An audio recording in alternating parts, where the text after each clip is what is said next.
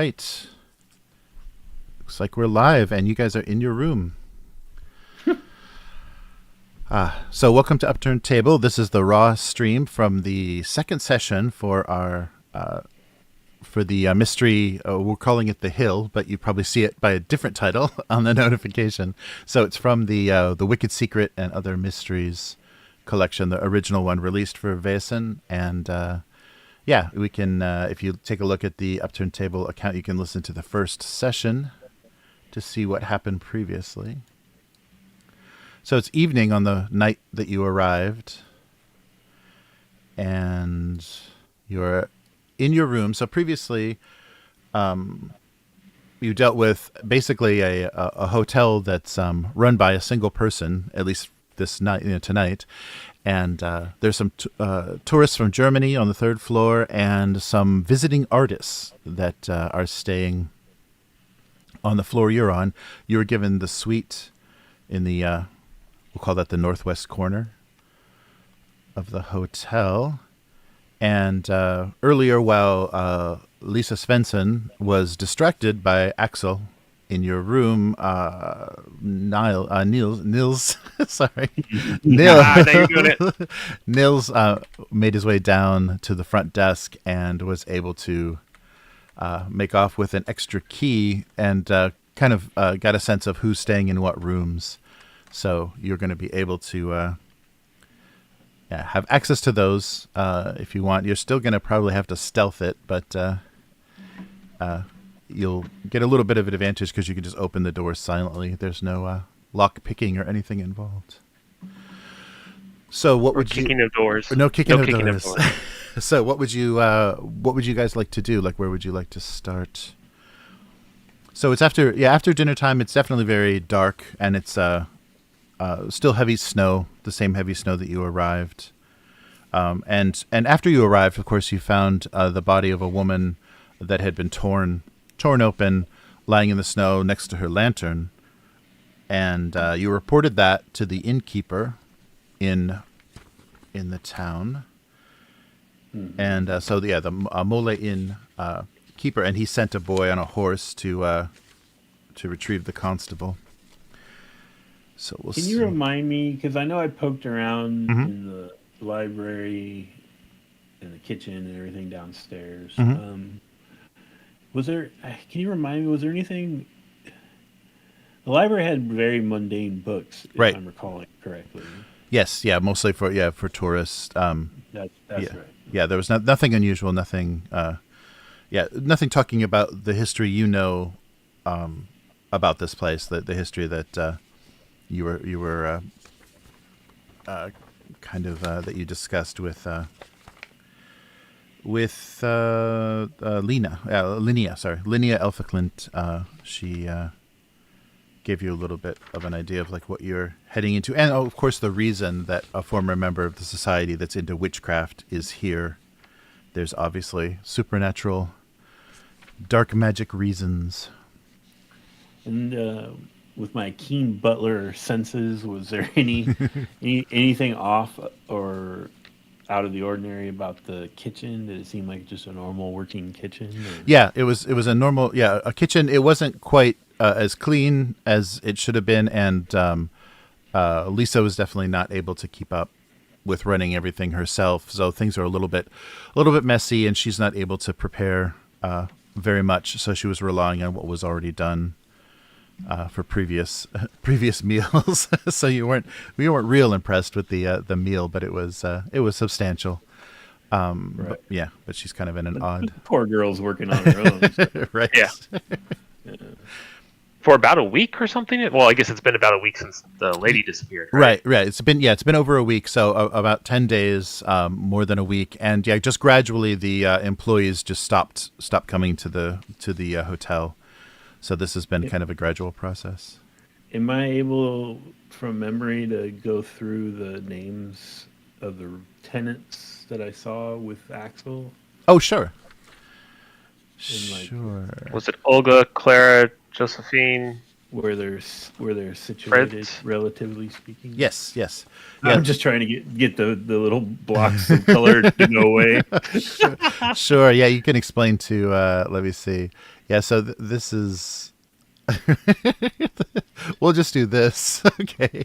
So that is kind of the group, the artist group room. Oh yeah, okay. Yeah, and Now, what was that listed at in the guest book? it was just the names of the women. Yeah, the names of the artists. Yeah. Okay. And then and then this it was listed as Olga's suite. So Olga took a separate suite from the three the three women she was traveling with, and Olga is the deceased, correct? Yes, that's you don't know, you don't have that. You're not. That's not conclusive yet. You didn't have any. I don't think there was anything that identified her.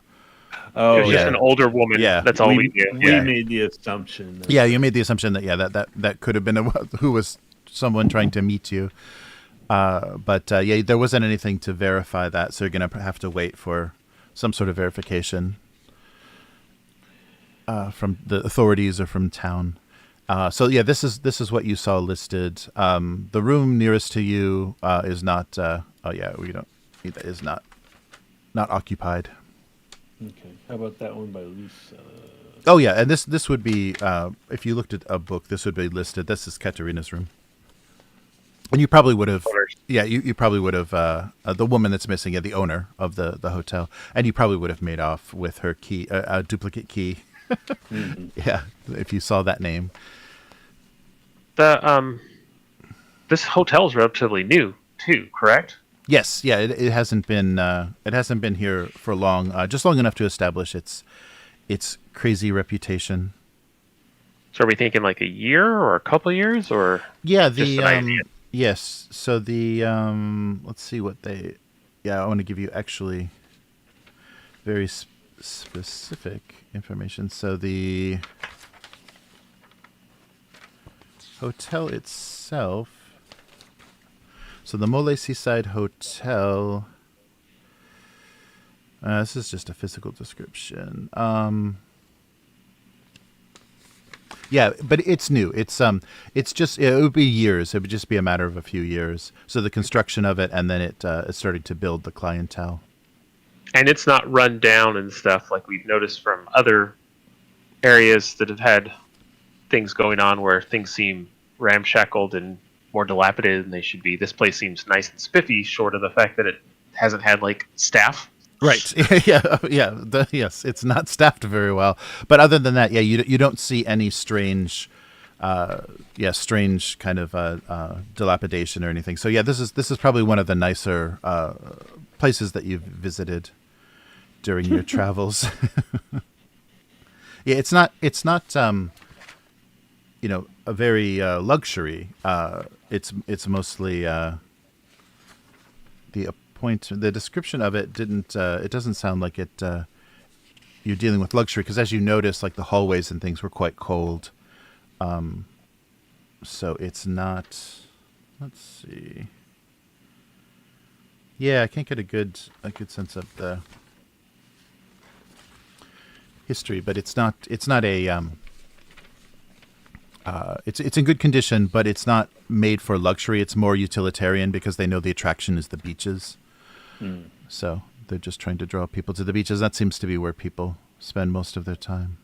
And there was it structures or just tents outside up on the bluffs or something like that, wasn't there?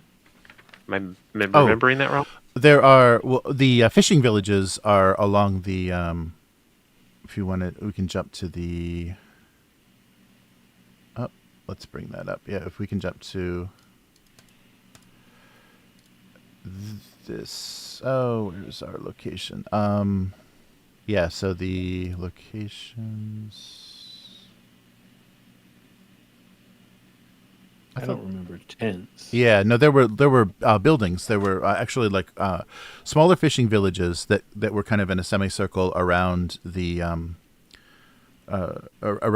inlet, and then above them, the layer above them, or kind of the ground above them, some very beautiful houses were built by the employees of the hotel.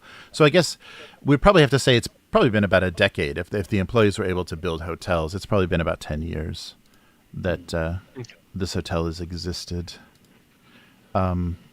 Maybe it was dinner those show. houses that I was thinking were like, I thought that there was, go sit on the beach in this fancy place thing, but it isn't. It's just it's natural beaches that they're Yes, interested right, in. Okay.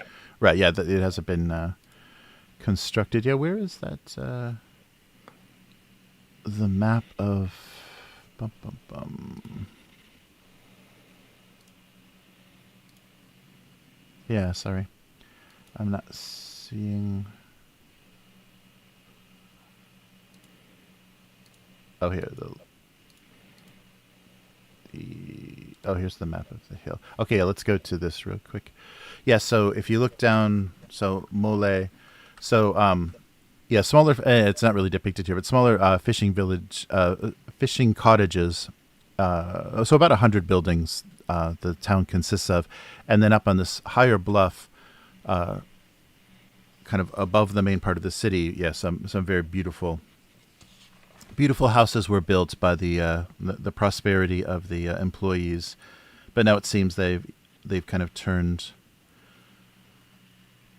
on their employer, worried that she's not coming back.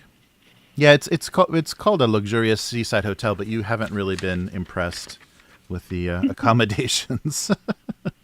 My rundown castle is twice as nice. Yes, yeah. So they built fine homes for themselves on the slope above the old fishermen's houses.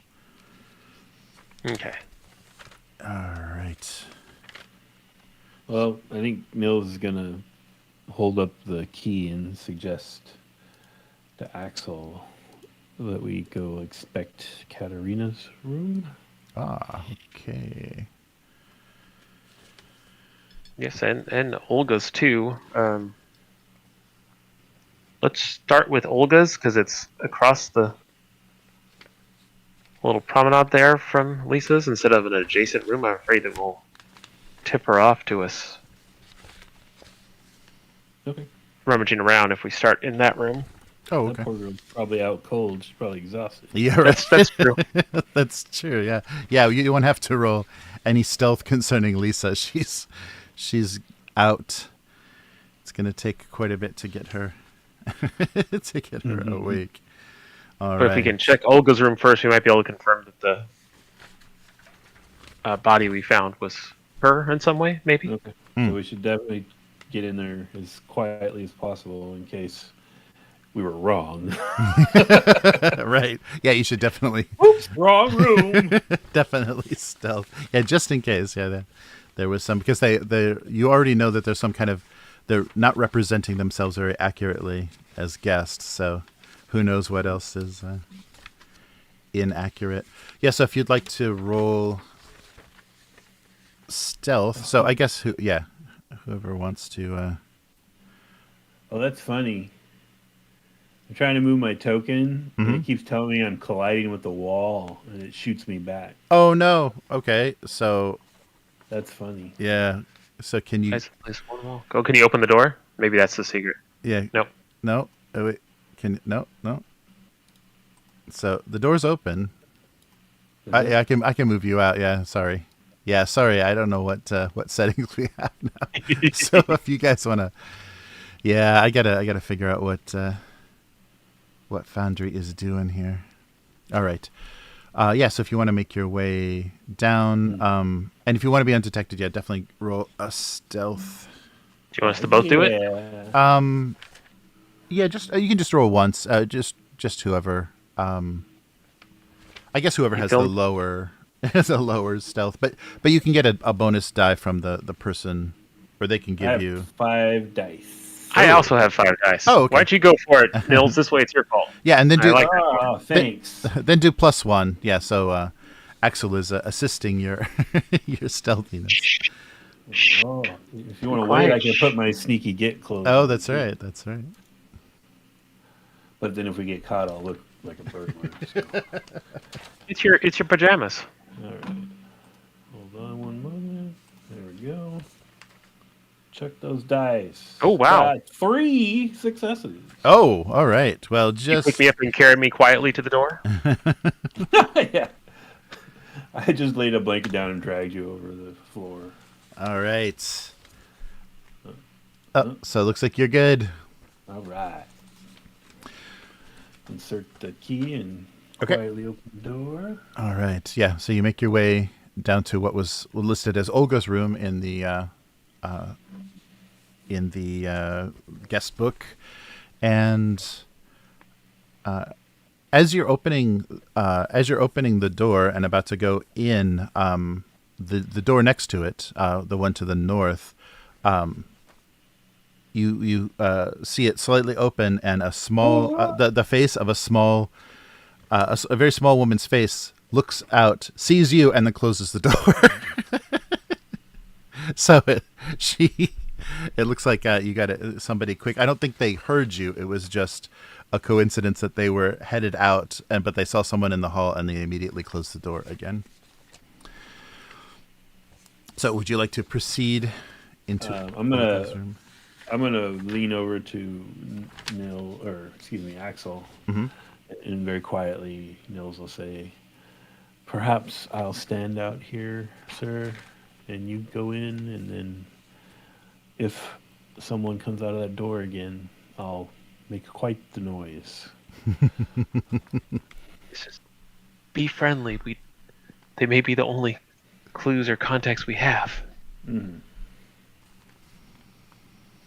Okay. So yeah, I'll just stand outside, looking all butlery. Okay. All right. And so Axel, you'll go into Olga's I'll room. go in and close the door quietly behind me. Oh, okay. All right. So Before even noticing if there's anyone else in the room. First, I close myself in the room. Then I look around. yeah. So if you listened outside the door, and as you opened it, you didn't hear any breathing or anyone in the room. And when you open the door and step inside, you see 2 empty beds, a closet, a bookcase, and it looks like some unusual volumes on the shelves. God, he's gonna spend an hour just reading. There's a desk covered with sheets of paper, maps, and notes. And yeah, you can feel free to examine anything. Yeah, I'll close the door, and if there's I'm assuming there's probably a lamp or something in here I can light. Sure. Yeah, you can make some light in the room. Yeah, there's a lamp next to the bed that you can Excellent. light. And yeah, so you have a desk covered with papers, a closet, and 2 unused beds in the room. Okay. Well, first thing I'll do is I'll check for hidden dangers. Now that I'm in here and have lit in the lamp, Okay. I'll peek in the if there's a closet or armoire or anything like that. I'll look in there, and I'll look if the beds have space under them. I'll peek under them, make sure there isn't Okay. creepy crawlies anywhere, and then I'll head them over to said desk. All right. So when you look at the desk, there are maps and notes about the hill and its magical powers. So it's a lot of notes that Olga was taking in regards to why they were traveling here. And there's a reference that she makes to a specific cave, where the rooting cave, where they performed their ritual. And on the Where they, as in her and her. yes, yeah. So friend? yes. Yeah. So she wrote that they performed the ritual, and it had not the desired effect, but they have attempted since they've been here to perform their ritual. There are and now you have like a good map. So basically that map that I showed you before, you have something equivalent to that. So now you have locations of all the caves, and if you'd like to find specifically the rooting cave, you can take that with you. Yeah, well, I think that, I don't know how much stuff there is here, but with how I operate, I imagine that I immediately, I kind of glance at that stuff, and then I'm going to tidy everything up, stack it all up nice and neat, and that's what I'm taking with me probably out of the room. Okay. All right. Yeah. So there are about 10 or so volumes of occult volumes on the shelves. So a lot of things about witchcraft and witchcraft. I don't assume are supplied by the hotel, right? It's like right. This is her stuff that she brought with her. Yeah. This obviously appears to be. So this looks like Olga was making this tourist guide to the occult. Yeah. This was her workspace, And yeah, she had everything spread out, and it seems like she left. She had been working, and she stepped away from it. It does seem like it was very messy, like she was in progress. So yeah, you made a stack of all of her notes, the maps, and books. So you got quite a stack of books. There's still a closet that you haven't opened. Oh, is the only place you haven't seen. I awkwardly put the books back down now that I thought about that. All right. And swing those doors open quietly as much as I can. All right. So hanging in the closet are 4 black hooded robes. There is a shelf in the closet as well that has 2 black candles and 2 rather strange figurines. One is depicting a horned, naked, and sexually aroused devil, and the other is a naked witch riding a stallion. The other thing you do notice, though, is there is colored chalk, and I believe that is the only thing that you found on the body. Yeah. Yes, that there was. So there's red, black, and white colored chalk, and the body you found one of the pockets did contain the same type of colored chalk. And there same different colors as well, or there was I think it was only a red. I think there was only red chalk. I think on her person, but yeah, there's red, black, and it appears to be the same pieces, broken off from larger sticks. And there's also glass bottles containing some sort of cloudy liquid, and 2 wands that were made from birchwood. These are proper witches. Yeah, they got it. Well, I'll take the cloaks out and lay them on the bed and stack everything up in them and wrap them up in it. I'm just going to move it all to my room. That's how I'm handling the situation. Okay. All right. So yeah, you're taking it all. All right. Yeah. And you said the wands are birch? Yes. Yeah, they appear to be birchwood. But from your sense, you don't feel anything magical about them. They seem to be more props than anything. So you've wrapped up the erotic figurines in the robes. Oh my god! All right. Wait, and all the books? Yeah, I'm making a huge old satchel. I'm gonna as soon as I get everything wrapped up, I open the door and I basically shove it in Nils' hands and motion towards the room to take it back to our room. Okay.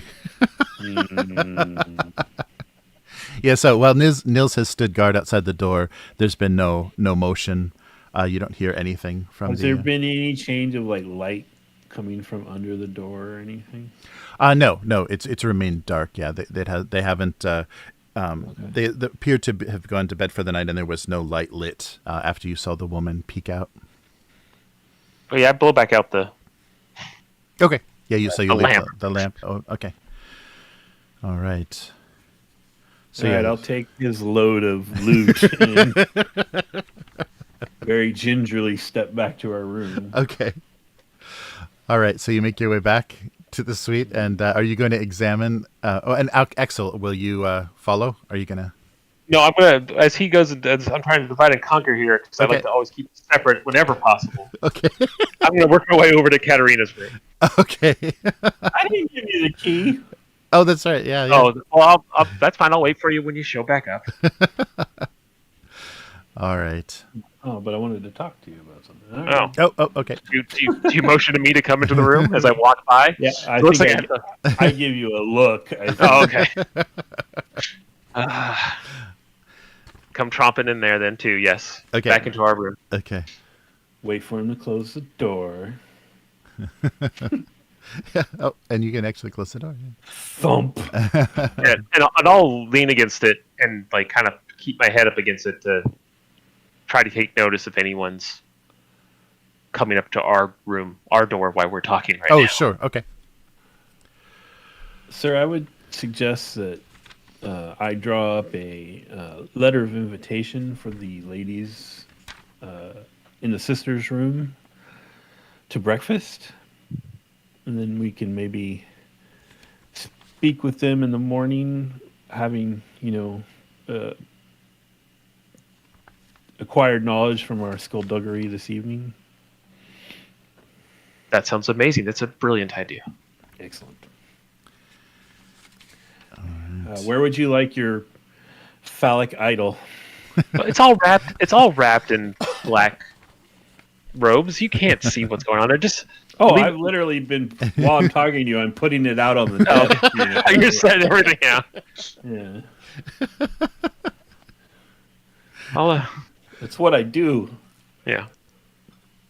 You just leave it all on the desk. We'll come back to it after we check out Katarina's room. All right. So what? I'll tell Nils. Yeah, it appears that they performed some type of ritual, and they said that didn't go the way they expected. Now, whether or not that awoke a beast that then later hunted and killed them, or something else, I'm not sure. But the fact that her note implied that they were unwilling or unable to leave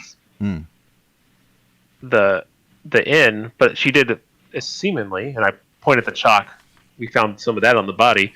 We did seemingly seem to find her out there, so it didn't seem as if they were magically bound, but maybe it wasn't safe for her to leave, and she probably should not have come to meet us at the carriage stop. That sounds correct. Yes. But let's go check out Katarina's room, see if there's any whereabouts, a journal or something. Maybe she has paperwork in there. I can grab some bookkeeping and see if anything funky's happening that way. Okay. Yeah. So perhaps anything that might link her to the sisters. Yes. Well, and you weren't around, but Lisa told me that she went missing. Katarina went missing about 10 days ago. Her dog, I think, got out or went missing, and she went out looking for it and never came back. So I think we may be able to strike her off of being the catalyst of whatever's going on here. Maybe she was, or maybe she is a catalyst, but she may not be the actual will behind the situation. Did Lisa say anything about reporting it to the authorities or anything like that? I believe that they let people know, but no one really seemed to care too much. If I remember right, and that's why there's no one working here anymore. Is that after she didn't come back for a week, the staff just quit showing up. Can you imagine that? They're just turning away from their jobs like that. You can't get good help anymore. No. Yes, I think Lisa mentioned that. There were starting to be rumors among the staff that she had been killed and she had died. So that's why they had lost their will to work. They didn't know if there was still a paycheck in it. So, and I don't remember if I asked her if we talked about it. Did she say that the authorities have been? No one has been contacted yet. It's just been kind of talk in the town. Yeah, that she hasn't. Wow. She's been gone for 10 days and no one's bothered to say anything. Yeah. Well, and it's mostly because that is a good thing. Like most of the people in the town, aside from the employees, would prefer that this hotel just go away. I don't think you haven't gotten a sense of that yet, but the fact that no one has reported this is just they're kind of like, okay, well that kind of dealt with itself. We didn't have to took care of itself. That's nice. Yeah. We didn't have to do anything to make that hotel go away. If only all of our problems would be devoured in the woods. It'd be so much easier. Okay. You probably would have to go and strong arm the local authorities as an outsider of high standing to get them to do something. Yeah. Yes. So Axel's been keeping an ear out, I assume, while you guys are having this conversation. So why don't you roll a vigilance, and let's see if you notice anything. Vigilance. I currently am frightened, so... Oh, right. You guys haven't slept or anything yet, so yeah. Nope. It's been a long day. Yeah, right. I got a success. All right. Well, that's got me. So you notice. So while you're speaking with Nils, you've kind of keep your ear to the partially open door, and you hear the door to the visiting artists, the sisters, as they're calling themselves, the sisters open, and there's some tiny footsteps in the hallway. I'll immediately change tone and be like, and that's why I think that I should purchase this place very loudly, as if I'm whatever random lie I'm telling that doesn't really probably help her do anything in the situation. Okay. Are you? I'll say quietly to Axel. Are you being open with your identity, sir? Have you decided? No, we went with me being Adam Bernadette. I think is what we were going with. Okay. That's my wealthy out of towner attempting to buy whatever Right. current thing is going on in said possessed. Would you like me to go out there and interdict wherever they're going to and offer the breakfast invitation in person? Or just wait it out? Let's give him a beat and see what happens. Okay. So yeah, as you kind of had that discussion, you heard a pause. The footsteps in the hallway kind of paused, and if you didn't go out to intercept them, you hear them start to continue down the stairs. What time is it? It's getting close to midnight now, I think. Yeah. These are such on the nose witches. Now would probably be a good time to pursue them. Yeah. It was just a single set of footsteps that you heard. So would you like me to pursue that person while you go into Katarina's room? Yes, divide and conquer. That's when we do our best work. And I have the key. Yes, I'll give you the key. All right. And I'll hustle down the stairs. And I'll saunter over to Katarina's room. Okay. Nils, why don't you give me an agility roll, because the footsteps down the stairs were pretty swift. They were pretty swift. All right. Fortunately, I don't have any. It's crazy. I don't have any conditions today. Oh yeah, you're right. You do. Huh? Yeah, you had some relaxing coach rides too. All right, let's do this. Oh, all right. Wow, I'm rolling okay today too. Nice. So, you reach the bottom of the stairs on the first floor, and you see a young woman leaving from the front door of the hotel. So she's just opened the door, and the cold air is kind of coming in. Are you going to? How is she dressed?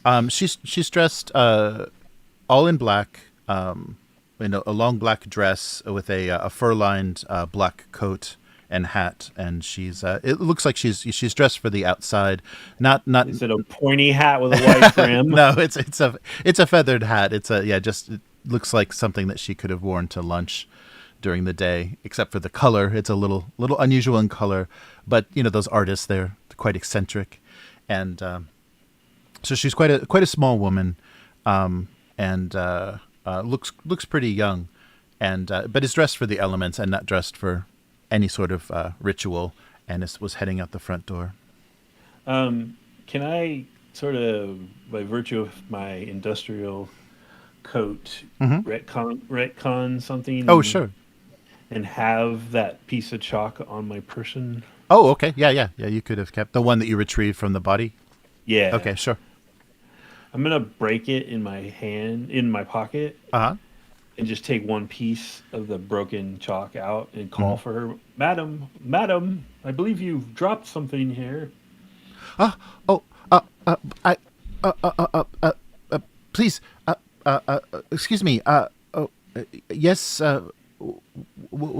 What is it? And she like slowly approaches. She has a fairly bad stutter, and she's very nervous, and doesn't seem to be able to get words out very well. And as she, yes. Oh, go ahead. Oh, and as she approaches, you see that she's got kind of short, kind of bobbed short, light hair. Appears to be quite young, and is blushing pretty heavily, and seems very timid. And she, what is it that you have? What is it that I dropped? Nils gives her his best, like, comforting servant smile, holds out his open palm with a broken piece of chalk and, pardon me, sir. Pardon me, ma'am. Nils Hornquist at your service. I'm Josephine Elder. Was Olga's last name Elder? No. No. No. Yeah. We never got a last name on Olga. Yeah, but not related. Okay. Does she take it or? Yes. So she very very carefully reaches out. Thank you very much. This is definitely mine, and she sticks it in the pocket of her coat. It's quite chilly and dark, madam. My master is turned in for the evening. Would you require an escort? No, thank you. I need to meet with someone. I'm sorry. I need to go. Please. Thank you for your assistance. But I need to meet. I have a meeting. Thank you very much. Goodbye. And she heads out the door into the night. She was young. Yes. She was young. Yes. Okay. So I'm gonna. My plan is to wait until she's kind of a faint silhouette in the night, and then basically track her. Oh, okay. All right. Interesting. Okay, so you make your way. If you want to, so let's see. So if you want to do stealth, we'll just for her whole. If you want to kind of follow her, so it's pretty heavy snow out there. So you're probably. Let's see. So if you want to stalk her and stay hidden, then probably just a stealth roll will work. Yeah, just do stealth. Okay. And I'm gonna we'll do her agility. Because I don't know when the next opportunity will present itself. I'm gonna go ahead and invoke my stealth practice from the setup. Oh, very good. Okay, yeah, good idea. Which I forgot what that does. So it'll give you it'll give you a +2 on this roll, cool. And you'll need 2 successes on this just because of the snow and the darkness. It would be pretty easy for her wearing all black to kind of get out of your sight. All right, here goes. Oh, you got one. That looks like I'm gonna get a little too cold. Yeah, I'm wounded. Okay. From the cold. Oh, okay. I'm an old man. Right. I'll push. Oh, all right. Yeah. Wow. Excellent. Okay, so you're able to follow her through this the heavy snow at night, and she's not being very particularly careful to avoid. She's moving quite quickly, but not being very careful about avoiding being seen. And she makes her way all the way from the hotel through the town to the church. I'm sorry, the chapel that was located. And it looks like when you're kind of making your way back, you passed this chapel on the way from the stagecoach stop. And the world is constantly telling Nils a few things. One, townsfolk hate progress. Right. 2, bad things always happen in chapels and churches. Okay. Yeah. Right. Yeah. So she's headed straight for the chapel. So located, it's just a little bit south of all the buildings in town. And next to this chapel, it's all covered with snow, but you see a kind of hilly and overgrown graveyard near the chapel. Those are never good. Stay away. No. And next to it is a small stone house that would be where the chaplain probably stays.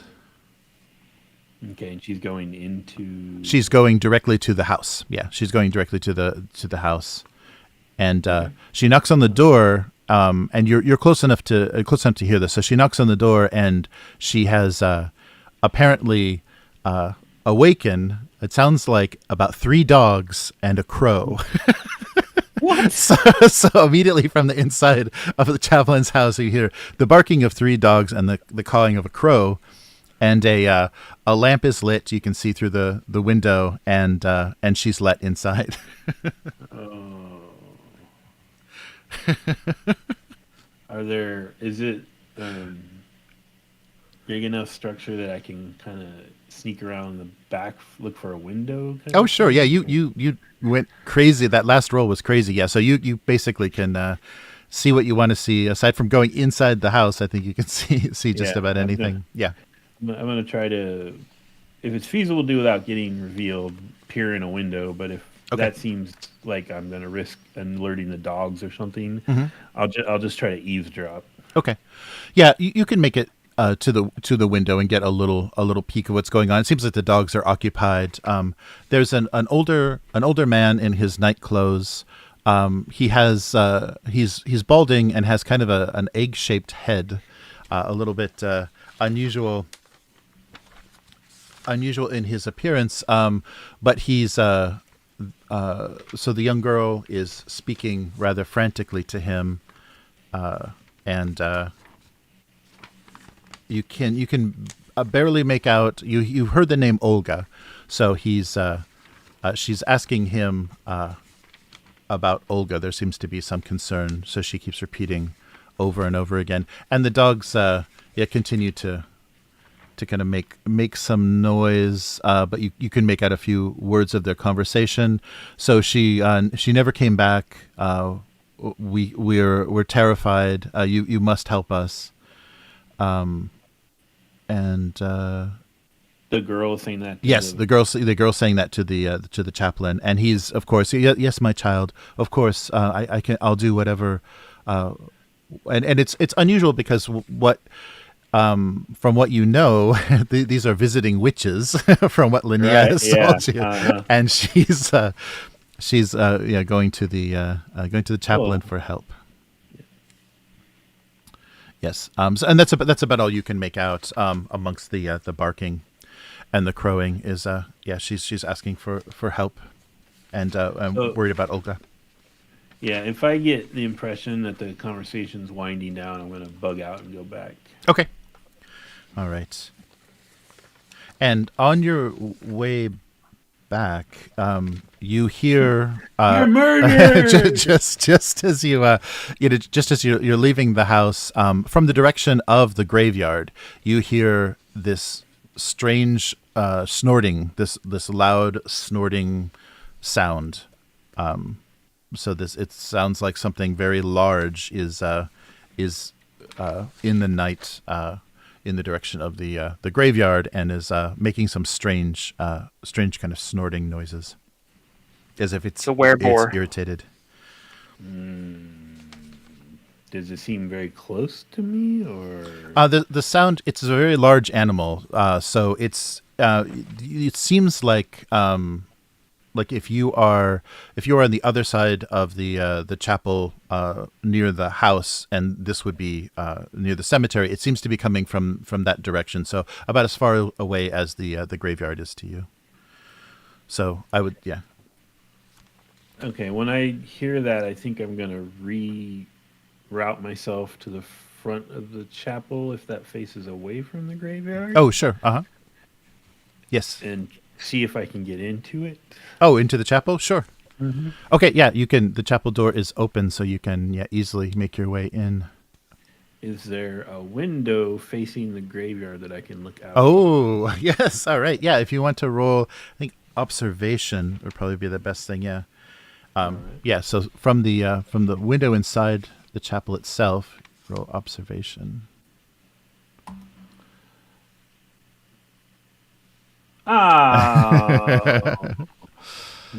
Yes. Do I want to? Well, I think it's very justified that I'm frightened at this point. There's a lot of deja vu going on. Yes.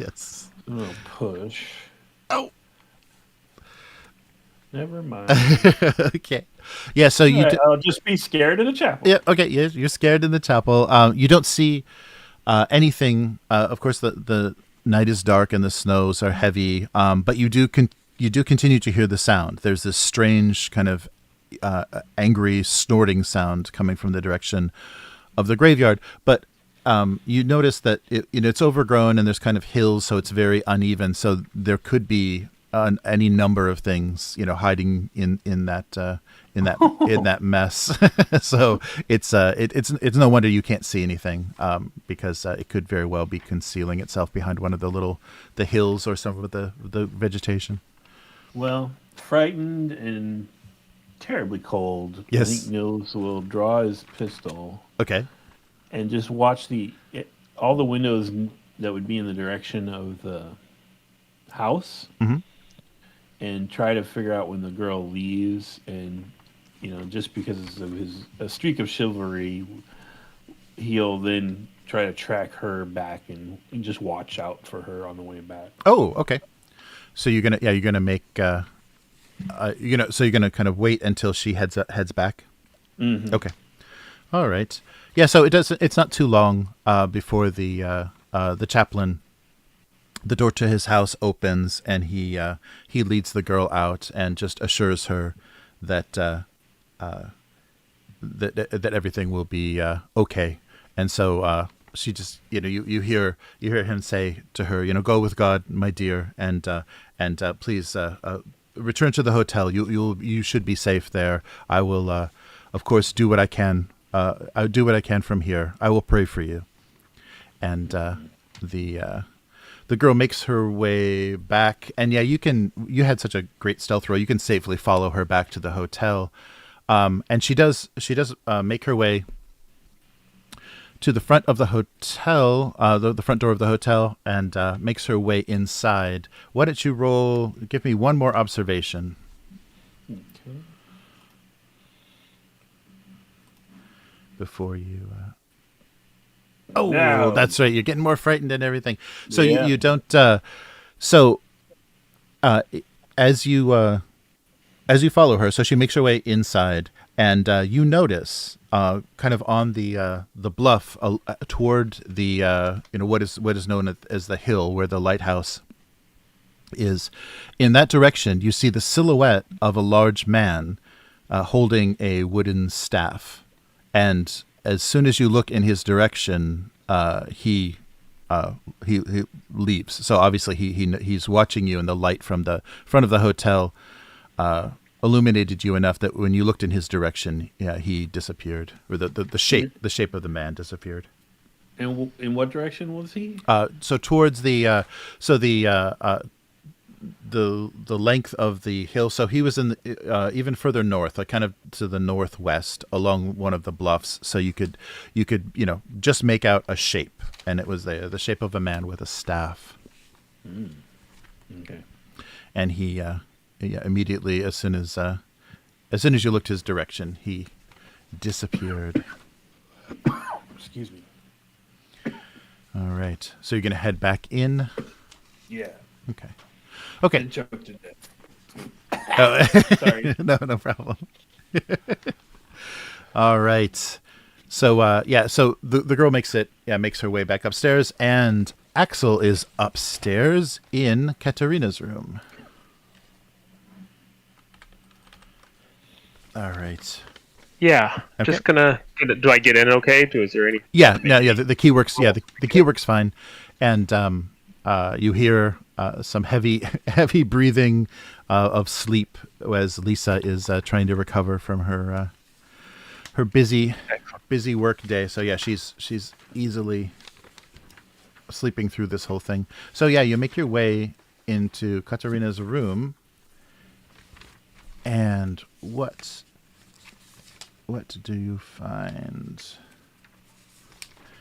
So It's Olga and Katerina. They're both there. They're fine. They're just having some tea. Everything is okay. So you make your way into her room, and let's see. Oh, and there's some other things. So you grabbed up. So you should probably take a look as well at what you retrieved from Olga's room. There's a few more things in that pile of papers that would have been useful. But you make your way into Katarina's room, and it doesn't look like anyone's been in there for more than a week. It looks very accurate. No one slept in here. No one's done anything. The room is very well appointed.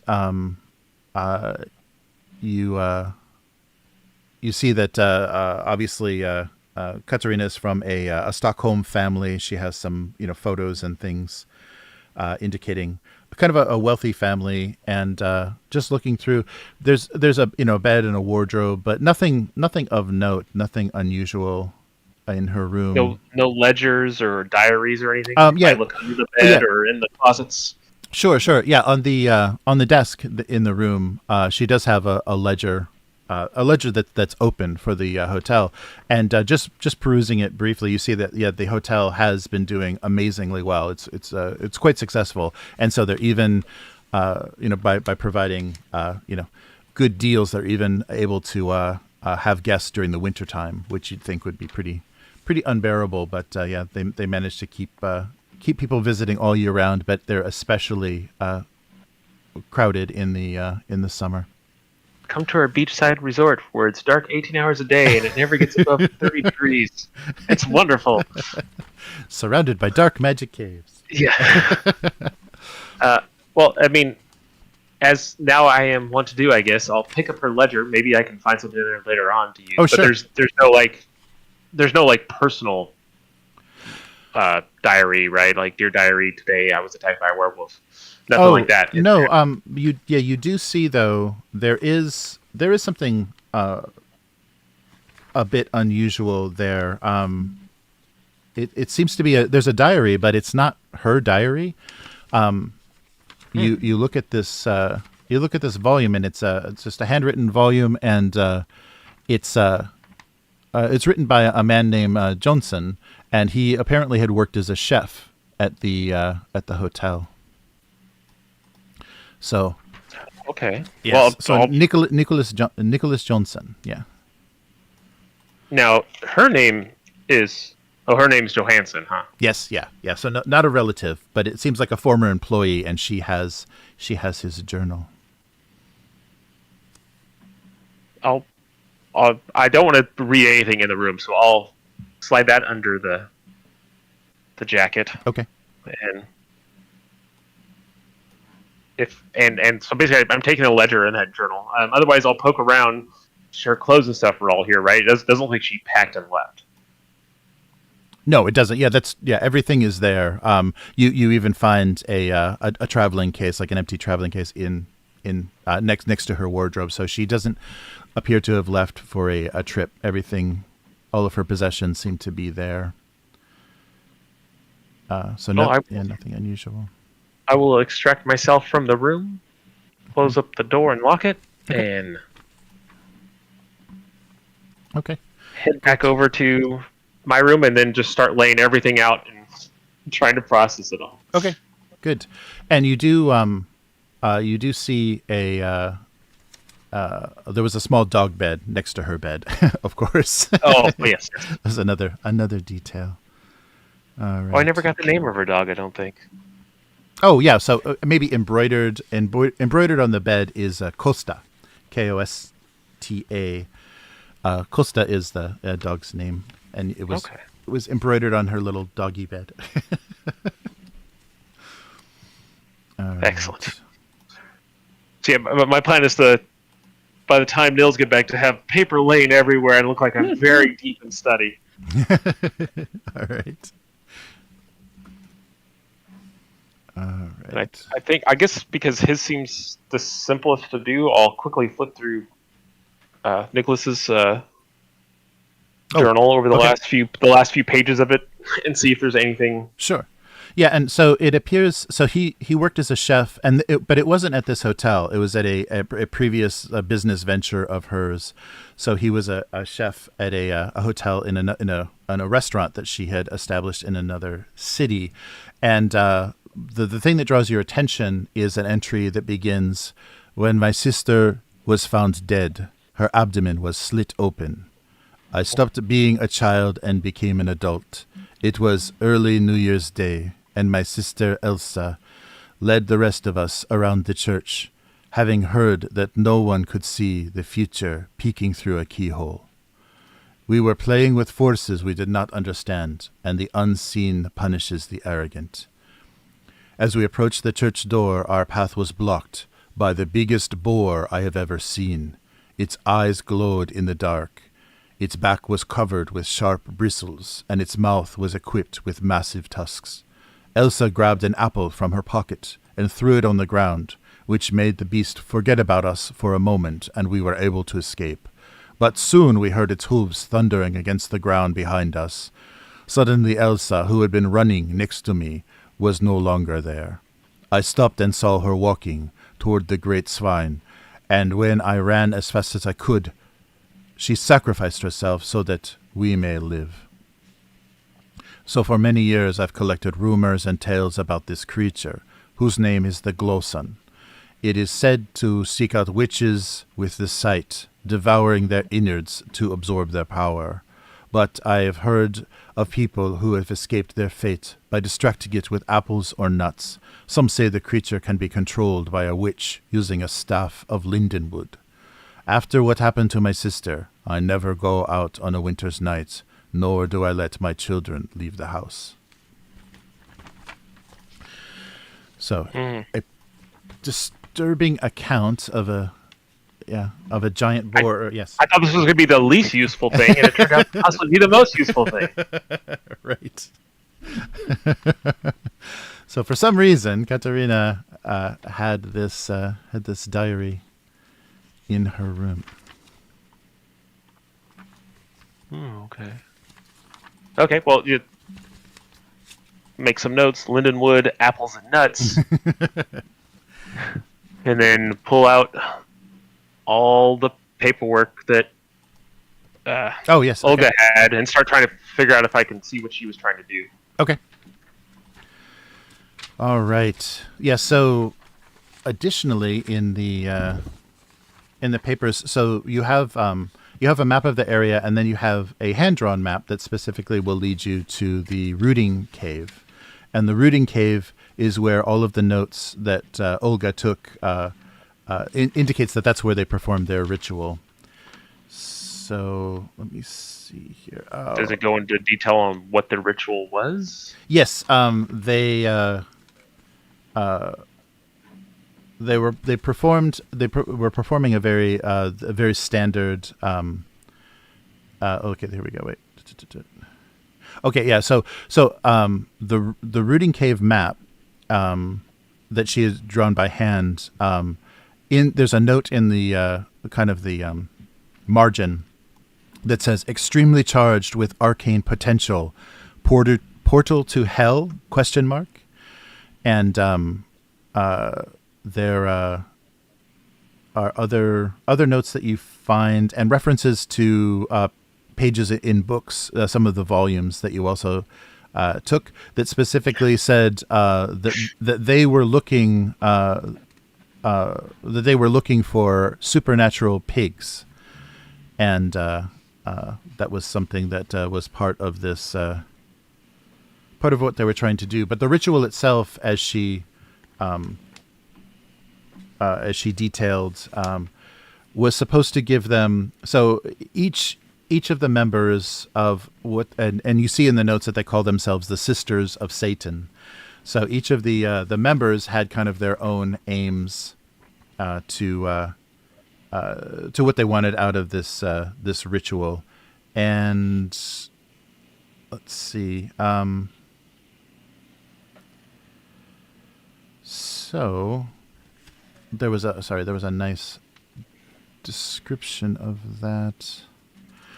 So basically, the what she wanted. Sorry, just give me a quick second here. I was just looking at it.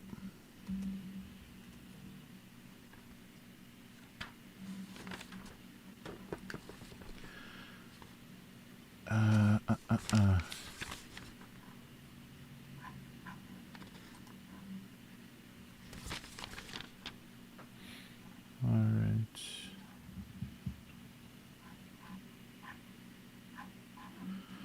Yeah, so She just said so. The black robes that you found were used in the ritual, and she said they drew a pentagram on the floor, and we're trying to contact the devil.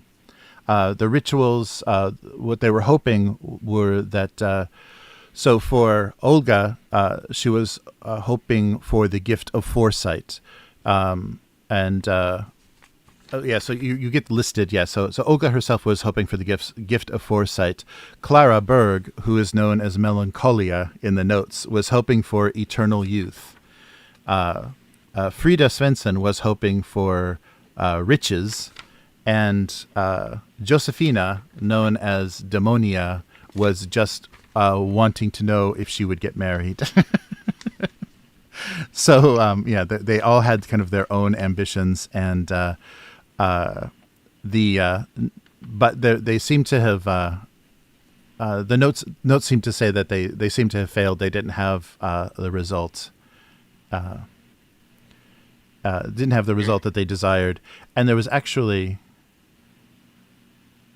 it appears to be multiple attempts, and so for each there were multiple attempts in the caves to actually do this. But the last thing that you notice in the she says the last time that they the last ritual that they performed, a terrible beast with glowing eyes and great jaws drove them away from the cave. And so in her notes she says that she believes that the devil himself, that they reached the devil himself, or they contacted the devil himself, and he is punishing them for their arrogance. So that's those are the last notes. The last notes you see about the rituals. Does it ever mention the name Glosen or any reference? No, she doesn't. She doesn't specifically reference the name, the Glosen name that you read in the diary. Yeah, okay. Olga herself doesn't have that information. But if you would like to roll, if you would just like to roll a learning, you may be able to. Now that you have the Glosen connection. Yeah, if you want to roll learning, absolutely, you can use those materials and do a little bit more research. I am frightened, and it's only investigation manipulation I don't have negatives on. So, learning, here we go. Got a success. Oh, all right. All right. So, yes. So there are folktales. So now that you've heard that this is a Glosen, this may be a Glosen, or there's interest in this. You know that a Glosen is a large boar, an enormous boar-like creature. It has powerful tusks and razor-sharp bristling on its back. And the way that it kills its victims is it runs kind of through them. It kind of runs at them and between their legs to use the sharp bristling to tear them open. So the stomach is split open and the intestines pour out, and the Glosen eats the entrails, and you know from the research that Nicholas did, the chef, that he knows that it specifically targets people with the sight and people with any sort of magical power, because it gains their power if it consumes their organs. Does, looking back in Olga's notes, mm-hmm. does it imply that the other women had the sight or magic of any kind? Yeah, they aren't. They don't completely have the sight, but they are kind of. They have some very minor magical ability. But Olga herself does have the sight. Of course, she was a member of the society, mm-hmm. but her fellow witches may not be as endowed as her. But she does recognize they have some magical ability, some very minor magical ability. Okay. Well, I'll keep the stuff out and keep kind of thumbing through it. But I'll just wait for Nils to make his inevitable return. I'm sure All he's right. tracked the girl down to the refrigerator or whatever it is she was doing. We'll be back any moment. All right. So Nils, Yes. do you make it back to the suite? Yep. Hastily shivering up the stairs. All right. Oh yes, that's right. You guys are gonna need a good night's sleep. And I'll take it slow because I definitely want the girl to be able to get into her room before I come Okay. up. Sure. Yeah, she does. As you hear the door close before at the bottom of the stairs, you hear the door to her room close. You can make it up. In fact, I'll probably grab like a biscuit or a crumpet or something from the kitchen to Okay. take up to Axel. Oh, there you go. All right. All right. So, what information are you sharing with each other, if any? You look quite cold, Nils. Here, sit by the. Do we have a fire or a brazier or something like Sure. that? Yeah. room? There's a stove. There's like well, I guess we determined there's a fireplace. There's a fireplace in Yeah. the room. So yeah, you can stay quite warm. I'll stoke it a little bit and Okay. Wow, do you know gesture how to for do me. that? What's that? Do you know how to do that? I feel like I'd probably muscle you aside just to do it. Sir, please stand up. You're going to ruin the knees on those pants. Yes. Brush them off. So you went outside? I followed I introduced myself to the girl. Is there a place? Does this Foundry have a way to make notes other than on our character sheets and in the chat? Oh, sure. They're supposed to be. Let me Because see. there's a thing on the side for like journal notes and toggle notes display, but I click on it and nothing happens. Oh, okay. Oh, wait. Let me see. Yeah, I can create a journal entry. I can do it on my character sheet. It's just Okay. kind of weird because you have to like put it in edit mode and then save it. It's kind of weird. Oh, okay. Let's see. What's this do? Can you, and then add a page. Let me just see if I can.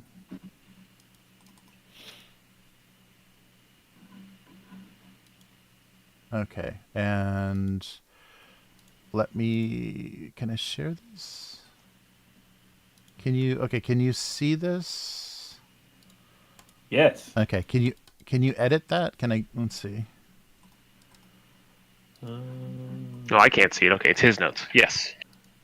Oh yeah. No, I don't have I can't click on it and there's no like edit button. Yeah, so in that it doesn't come up with a yeah. Oh yeah, so maybe it's only editable. Oh wait. Configure ownership. There it is. All right. Oh brother, I don't know what any of this. Owner, inherit, observer. Okay, wait. You're an observer, right? Or no, you can edit. You'll own this. If there's a like share all, I don't care. Okay, sure.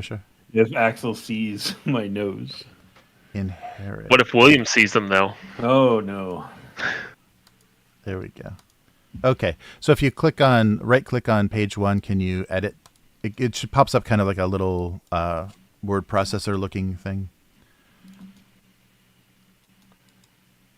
Yeah, there should be like When I right click, it's a show players button. Oh, really? Okay. Yeah, because I can't. You don't want to use just the notes field in your character sheet? Is that not what you're after, Matt? Oh no, I can edit now. Oh, Never okay. mind. Okay, cool. Cool. Yeah, so go ahead and Okay. do whatever. Yeah. Hey, someone else is editing in it. Oh, sorry. Yeah, I just tested. Yeah, so we all own that. Unfortunately, I can change that, but That's cool. yeah. That's fine. Yeah, I'm gonna warm up Okay. and let him know that I attempted to engage the girl outside and gave her a little bit of the chalk to sort of see what her reaction would be. Mm-hmm. What was her name again? Oh, her name was so Josephina, right? Josephine Alder, and Axel knows that she's also known as Demonia from the notes. That Oh, she really? yes, she's known amongst her fellow witches as Demonia. Okay, so I'll tell Axel. I'll tell Axel. She introduced herself as Josephine Alder. She's quite young, has a sort of a nervous stutter. She took the chalk. I didn't seem to get a read. She said it belonged to her, and then she took off. Said she had an appointment.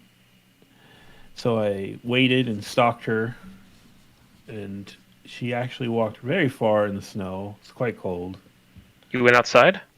Very far outside to a chapel.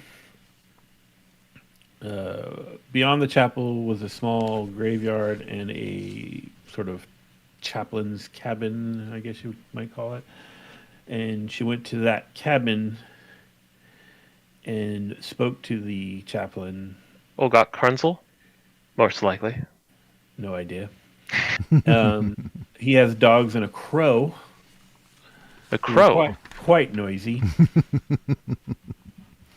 I did a little eavesdropping. I couldn't make out a lot, except she was there concerned about Olga being missing and asking for help. She seemed familiar with him, at least on some level? I mean, she was yeah, very, very familiar. So I decided I would head back, but as I was walking past the cemetery, I heard strange noises from the cemetery. Sort of, what did you call them, Jeremy? Grunting? Yeah, like a very deep, kind of agitated or aggressive grunting sounds. Yeah. So Yeah, I some went snorting and into grunting. Yeah. given our past history with churches and chapels and things, I went into the chapel and tried to look out over the cemetery. Couldn't find what was making the noise, but I found it quite disconcerting. We're probably in quite a bit of danger. I believe the young women and old woman, I don't know how old the other ones are, summoned a Glosen, I don't know if the devil pig is the right term, but from their standpoint, a large boar that hunts people with the sight and magical abilities. It's good that you came back. Well, so what I did was follow the girl back to make sure she made it safely. So now I'm glad I did that. Being cold and frightened, I think when he tells me that, I start shivering some more. Throw some more on the fire. Yeah. How did obviously you learned some things while I was gone. I see you've brought more souvenirs. How did your investigation find you? Well, and I'll fill you in on basically what's happening. It seems like the Satan's sisters, as they call themselves, this group of witches, came here because they knew this area is rich with power to perform a ritual of some kind. To make, I don't know if it was so much a deal as much as a ritual to gain insight. Some of them had lofty ideas, and some, like Josephine here, just wanted to know if they're ever going to be married. While Olga was looking for foresight and the ability to see the future. It seems that they tried multiple times to perform this ritual, and who were they attempting to contact? from their notes, the devil. Like capital T, the devil. I pointed our erect friend over on the, That's right. on the desk.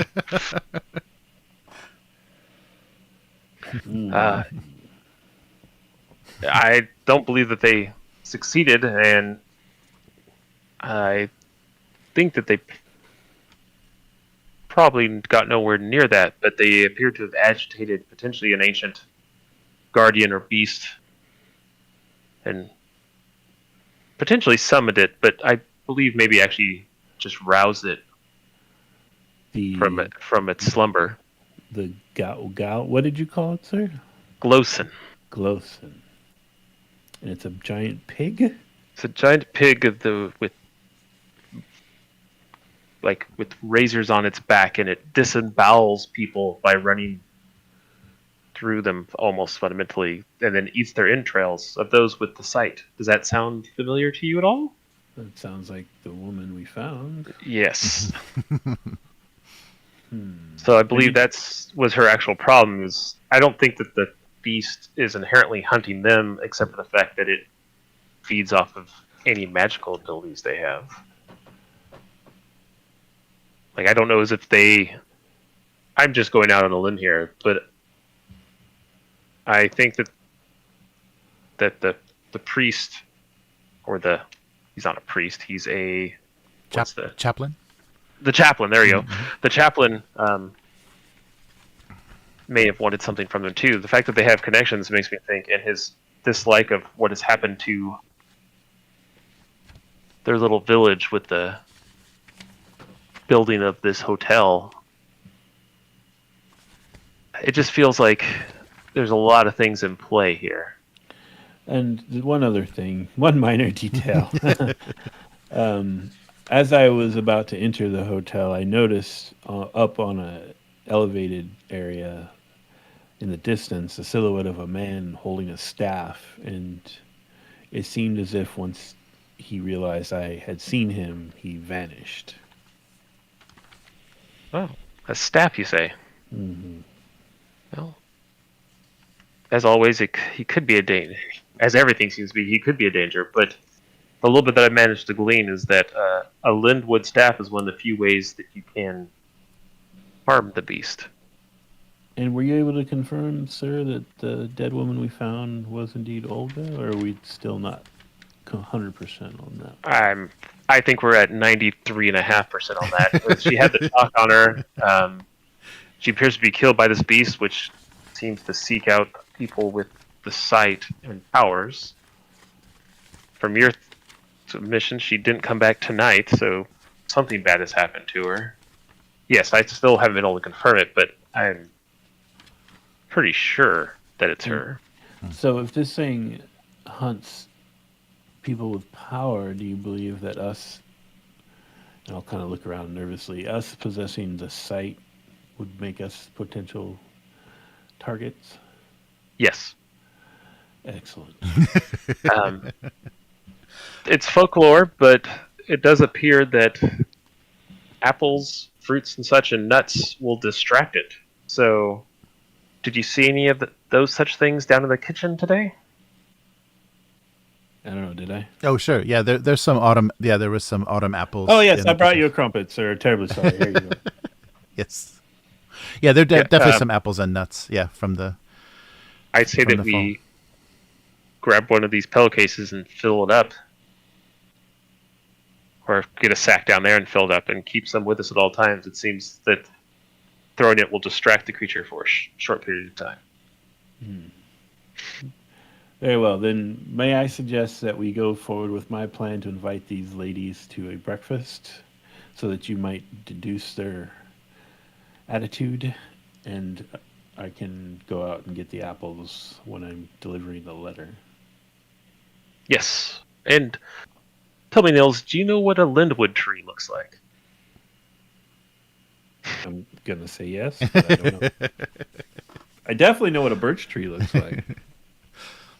It's a linden tree, yeah. So, oh yeah, and just to clarify, the journal, Nicholas's journal said, some say that creature can be controlled by a witch using a staff of lindenwood. That's controlled. Okay. Yeah. Mm-hmm. I just put lindenwood down here. I didn't put that. Okay, controlled. So are linden trees common, or? Oh, yeah, not. I guess not particularly. They're native throughout most of the temperate northern hemisphere. I'm googling things so I can try to figure. Nice. But yeah, I don't know if we even know that much about them. Yeah, you may be able to find through the wooded areas. You may be able to find some lindenwood trees. I think it's also called limewood. Yeah, limewood or lindenwood. But I'm going to say yes. I do know what they look like. Then perhaps, as a precautionary measure, first thing tomorrow during the light. I don't have no idea whether or not this pig tracks during the day or anything, right? Like, There's Right. no Yeah, it notes did. of that. Yeah, it didn't say whether or not. Did you learn Let me anything see. about layers, sir? Because it seems I found it rooting about in a graveyard. No, other than the cave that they did this ritual at is called the Rooting Cave, which to me gives it hog-like connections. Yeah, well, depending on, it could also be sexual. Kind of depends on how you're going. You're going. with that. That's true. That may have been the confusion on their part. Is maybe they thought the energies were of one kind. Again, pointed at our erect friend over there, and it was actually another kind, gesturing towards the graveyard. So, all right. So tonight I will write and slide a letter under their door. Go gather up apples, and then first thing in the morning I'll lay out your morning clothes and go out looking for a linden tree. Excellent. And I know you're always prepared, but make sure you have your pistol with you. Nothing I read says that pistols won't hurt it. I doubt because I'm frightened. I doubt I even put it away before I came in the room. So, yeah, I no problem. Nice. And, All right. yes, and then I guess I'll start organizing stuff and get ready to turn down for the night while Okay. Nils runs off and does a bunch more labor for me. All right. Yeah. So I'm just gonna try to, I don't know, either hotel stationery, or something that doesn't have his real name on it. Sure. I'll write up a little invitation on his behalf using his alter ego name. And Okay. Did you have some cards that you made underneath that name? No, I made. It's them my for real name that you have cards? Yeah. Yeah. I'll do that next time though. All right. And yeah, so I'll write up a formal invitation to breakfast in the, I guess, a dining room, even though it's a dining room, and slide it under their door quietly. Go down to the kitchen, raid it for apples. And what was the other thing you said? Nuts. I guess I'll get nuts too. Okay. So basically, things pigs like. That's hilarious. Yeah. So demon pigs don't stray far from normal pigs. Right. Except for the whole magic entrail eating. But, Though I yeah, imagine yeah. Right. a lot of pigs would eat entrails too, probably. Maybe some nice chanterelles.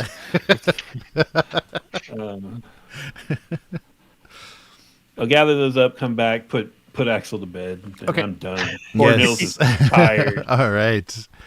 Yes. So you can. Oh, I'm gonna put those creepy statues in a drawer, though. Sorry, they're not looking at me all night long. Okay. Yeah, well, I think by the time we get done, as I stack everything up, and I would just throw the fold up the robes and throw them on top of everything. But if you want to still stick them because somewhere, then the silhouette of the peanut. No, we're putting it in a drawer. Okay. Nice. All right. Well, now I'm totally forgetting how this works, but I think you guys, a night's sleep is going to get rid of a lot of conditions for you. Hope so. Yeah. Do you remember? At least one. Yeah. Right. Oh, let's go to where's that? well, a carriage ride can get rid of one, so I would assume yes that a Right. night of sleep can get rid of. Right. Don't assume. Conflict and injury. That's literally all Axel does continuously is assume things until he gets it right. Healing injuries. Yeah, so it says the upscale hotel will overnight accommodation and food will heal you one condition. And if there's something else that you'd like to do, like some activity, before you go to bed or in the morning. It's like 2 a.m. No, I think. You could use medicine on me, Are you hurt? and then I. Oh, yeah, you are, huh? Then I could sleep off the frightened. Oh, there Yeah, you go. well, you should. Yeah, here, have some liquor. No, not that. That's the poison one. Have some liquor. Oh, that's right. Keep everything. Keep flexing everything, and I give that a real long smell before I drink it. Yeah. I'll give him the medicine roll to try to help him keep him from getting frostbite. Okay. Take his shoes off and put him by the fire and everything, and his feet by the fire, not just the shoes. Nils feels so awkward and out of place being treated this way. Nice. And I will make a medicine roll, you said? Yep, that's Yeah. what it said on the Yeah, thing. yeah, give Okay. that a shot. Here we go. A success. Yay! Yeah. All right. Yep. So the wounded. Did you take the Yeah, I had it wounded wounded. condition? Okay.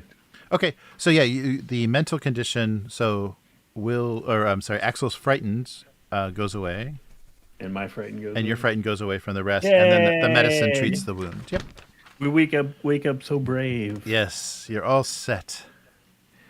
Yeah, so Nils is gonna try to, he set his little butler mental alarm clock to get up like at the crack of dawn so he can do everything before the breakfast even happens. All right. Well, the good thing, right, is that wait, are we in summer or winter right now? We're in winter, right? Yeah, yeah. You're December, Oh. early December. So the crack of dawn's like 11. Well, okay. I mean the figurative crack of dawn, like, before the freaking roosters start crowing.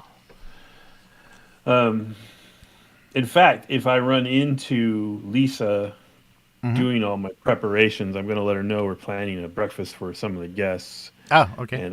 and I would love to help her prepare it. Oh, great. Oh, yeah. She's very relieved. Yeah, yeah. So Lisa's very happy. So thank you.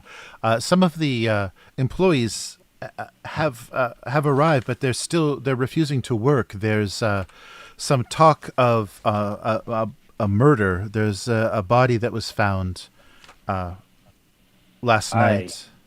I Yes. have just the solution for you. Call them into the lounge. I'll be right back. Oh, okay. Okay. Yes. So Lisa assembles the employees, the non-working and very distressed employees, and you hear them, yelling about this this body of this woman that was found torn open, and that everyone's meeting at the Mole Inn. We'll find out who did this, even if we have to. And of course, they have their crazy Skåne accent, so it's kind of hard to understand what they're saying. But the bits that you hear sound like they're going to some vigilante justice is going to be exacted on the murderer, and they want to protect this place, and the sin, the sin that people have blamed this hotel for, will only get worse, and that their financial prospects will only get worse. So the atmosphere already in the morning is kind of tense. So Nils will rush up to the room to get Axel. Master, are you dressed? I need Adam Bernadotte to come down and quell a rebellion. I think I'm going to need the blue ascot for this one. Okay. And I'll give him the deets about how they're complaining about the murder and refusing to work and wondering about their money and all that kind of stuff. So he can kind of hopefully scare them or convince them to work. Yes. All right. Yeah, so if you come down to the lounge, Lisa has brought everybody, all of the employees in there, and they're saying the constable has arrived in town, and you're hearing all kinds of crazy accents. So constable from Höganäs is at the Mole Inn. That's the headquarters of this investigation. We need to go there now and find out what's happening. Our livelihood is at stake here. Am I walking in right now? Yes, you're hearing this discussion amongst the employees, and they're also very worried. That Katarina is still missing, and so this whole thing is very, very concerning. So go ahead. I'll just bust in very aggressively and be like, your livelihood. You'll be making no money if you do not run this inn correctly. You have guests upstairs. I was treated atrociously. Only this fine young woman here took care of me last night. Katarina, I will find her. I'm gonna kind of mill through the crowd, and like whenever he makes a statement, I'm gonna lean in to somebody and say, "He's right," you know. Nice. All right. Um, So but I'm going to do the pitch of basically like, I'm here to be like, I'm a wealthy man coming in from out of town who wants to buy this place up, and you guys look like, like you guys aren't even doing your jobs here. I don't think I'd hire you back even if I did buy this in. Like, basically, try to get them to feel like they need to step up and start running this place correctly if they want their new boss who has no way to actually purchase the end, but they don't know that. Right.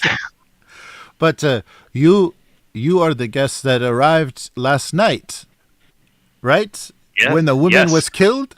When the woman was killed? What do you have to do with this? Are you responsible? You outsiders coming here. What did you do?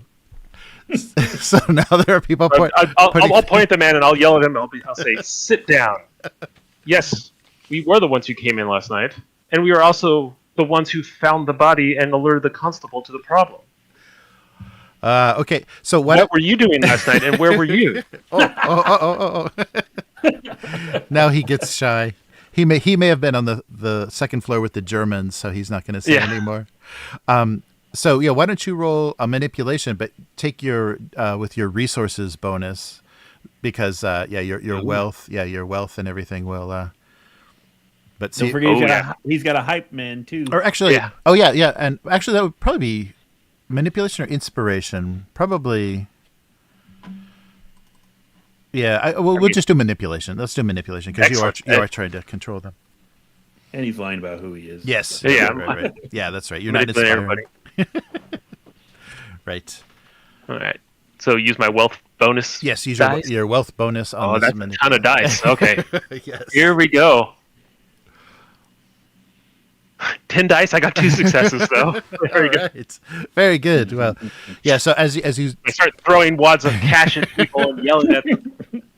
As you dress down the accuser, the people start to murmur about, no, he wants to buy this place. We're saved. So yeah, you start to hear some relief among the. They don't seem so motivated now to continue to the inn to start asking questions of the constable, and they are looking now to you.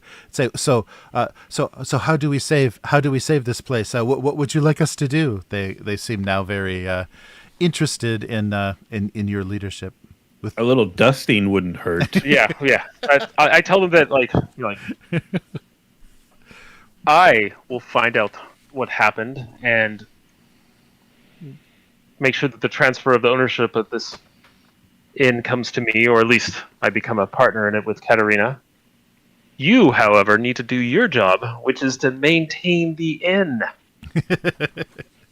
I woke up this morning and there was no new wood by the fire, and no paper. My man here had to cook breakfast, and who's been doing all the cleaning? Just this one young woman? The tea's quite stale. Yes. And Neil's going to take out a notepad and a pencil from his coat, and while he's talking to everybody, just kind of go around and like, what was your name and what do you do here? Okay, yeah, you're getting names and positions. And and Lisa steps up next to Axel, who she doesn't know as Axel, and says, and the new partner has appointed me to be the temporary manager until Katerina returns. Is that right? Girls that is what we discussed yesterday when you were the only one here to take over the inn. So yes, absolutely. I appreciate your fire and willingness to go the extra kilometer. Extra kilometer. Yes. Yeah, so she's very happy. Yeah. She's standing very straight. And I'm like, Nils, take all these people's names. You're already doing it, but I'm like watching what you're doing. Those people's names, see what they claim they do around here, and make sure that they can do their jobs correctly. Yes, sir.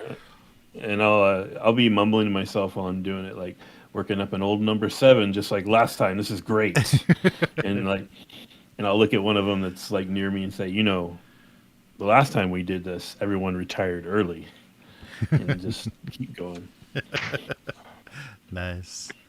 All right. Yeah. So you take the names of all the employees, and then Lisa starts to order them to their position. So ask them to head to the staff room and get their uniforms on and start attending to the guests. All right. Mm-hmm. And so as people are returning to work, the sisters make their way downstairs, and they're headed for the dining room. And now now that there's a hostess at the dining room, she greets them, and they're asking about an invitation to breakfast that they received. Oh, I'll insert myself into that conversation if I can. Sure, of course. Good morning, ladies. Thank you for attending our breakfast invitation. If you would like to take a seat, and I'll gesture to the nicest table. All right. My master will be right with you, and crepe Suzette, I believe, if that's acceptable. That would be lovely.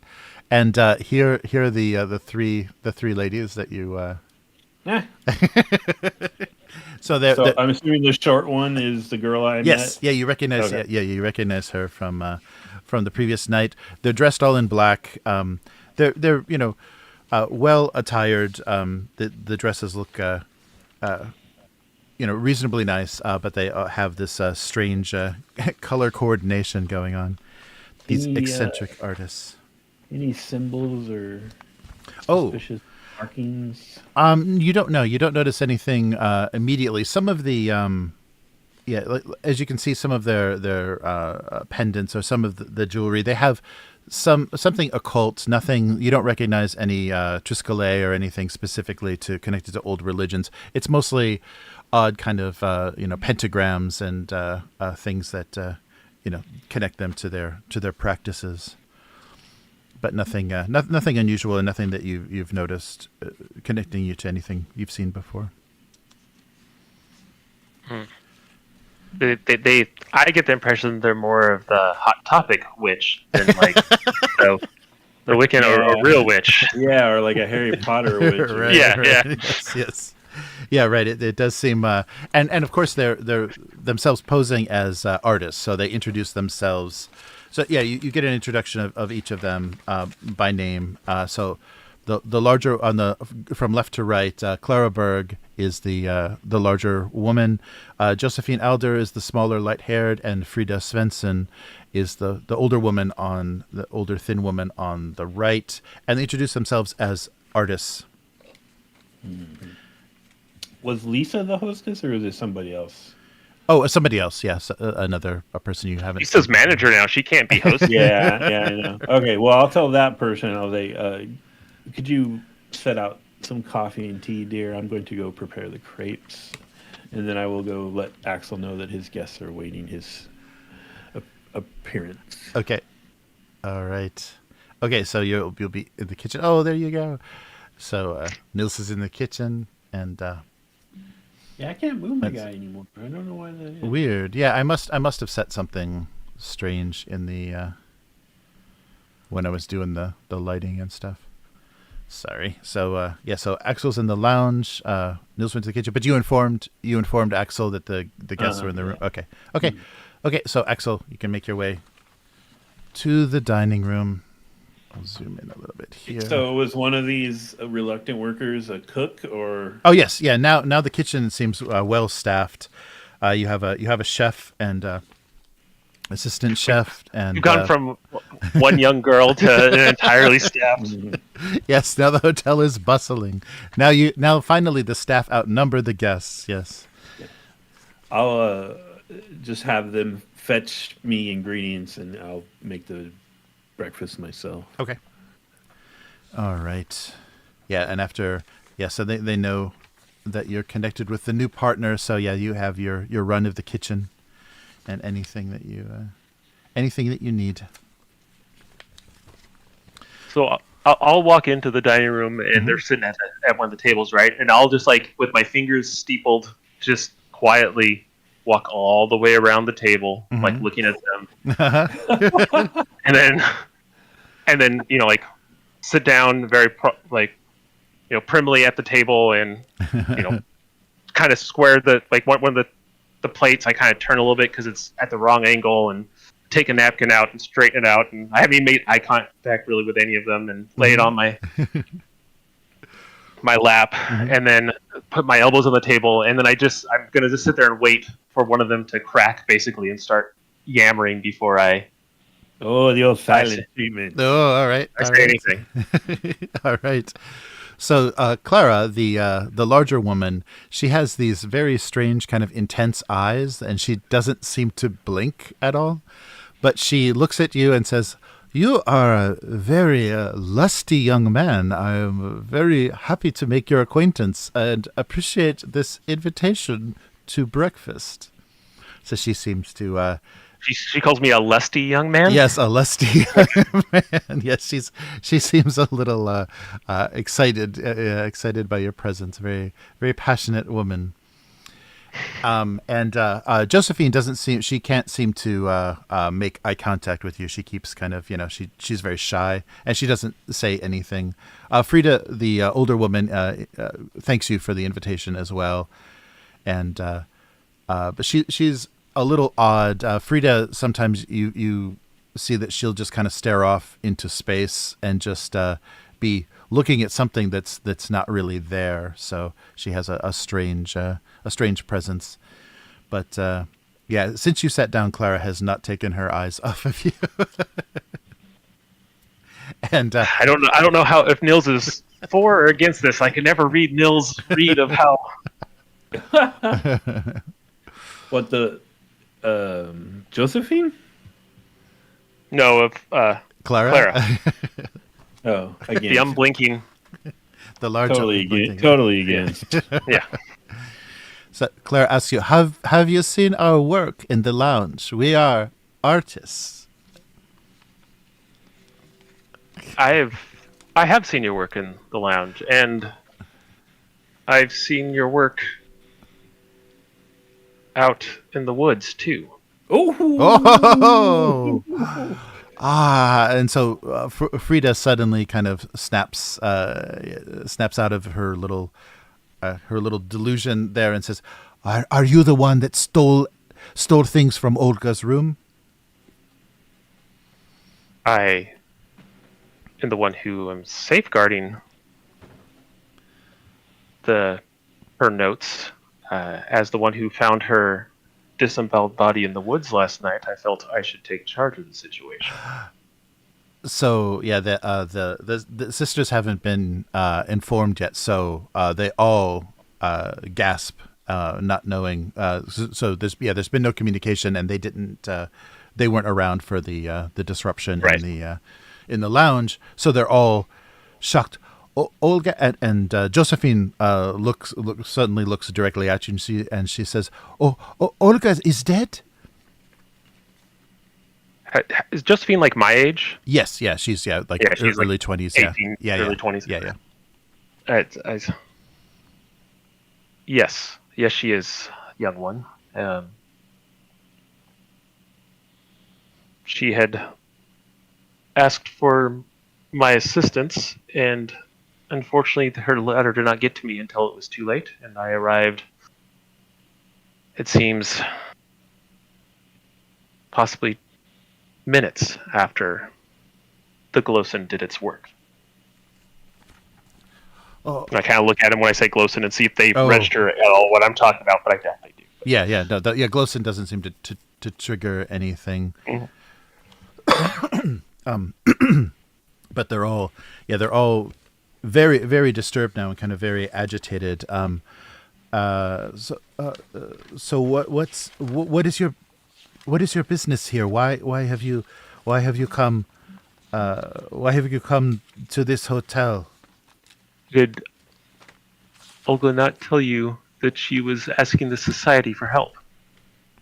You are the ones from the society. Yes, I know. Olga wrote to Lenia for help. I didn't know. Oh, that's right. She said she couldn't come herself. I'm so sorry. We received her letter, and she said she would be sending someone in her place. So that makes you Axel, Master Axel. That's one of my aliases. Yes. Okay. Yes. So we are the friends of Olga. We are associates of Olga. We work with her, and it's and You, she yes. I know what you do. You mess up rituals in caves and summon beasts So that hunt and kill people like Olga, myself, and I'm not sure if you measure up enough for it to hunt you. Kind of give him the close look. so you read Olga's notes. You know about the beast. The Glowson? Yes. I keep saying it like obviously that's the name of it. You guys are the ignorant ones. Right. It's a glowson. We were performing the last ritual we performed. We were attacked by this thing, and it chased us away from the caves. And it has not let us leave. It has not let us leave this hotel for many nights. We hear its grunting and calling and squealing outside at night. Did you hear it last night? I heard something, but Josephine is trying to keep her visit a secret. So everyone was asleep when she made her little trip. So I heard something at night, but I can't be sure what it was. Well, it's a beast. It killed your leader. I assume that she was the one that was in charge of your group. Yes. And I think you can see now that the rituals you're performing and the magics you were attempting were outside the scope of your knowledge and skill and should never be performed again. But can you help us? Can you help us leave this hotel? That is what I was summoned to do and what I shall do. Olga's friend, I owe a favor to, and I am repaying her with this. However, I feel I can answer all your questions that you are seeking. The only way to become forever young is to give up everything you are and no longer be human. If you want money, you have to work for it or be lucky and inherit it, and then turn to the third one, and you can find a husband, but this little clique of yours is not the way to do it. So, and then I'll lean back and just like I'm just completely trying to be an ass and talk you to them to keep them off. Right. Yeah. So they don't forget. Oh, I'm not there. Oh. Yeah. So they look down and are embarrassed. It's just please help us. We feel that we are being punished by Satan himself. We have made the devil angry, and he's trying to kill us. No, see, I don't know which one is talking, but I still call them child. Sure. No, you see, child, you didn't never manage to commune with the devil. You awoke a spirit that has been living in these caves far longer than you can imagine. But it's not the devil. It's just a Vaesen that you unwittingly arose. But me and my man Nils in there have handled worse, and we'll handle this too. Stay in the inn. Be ready if I have any questions. And put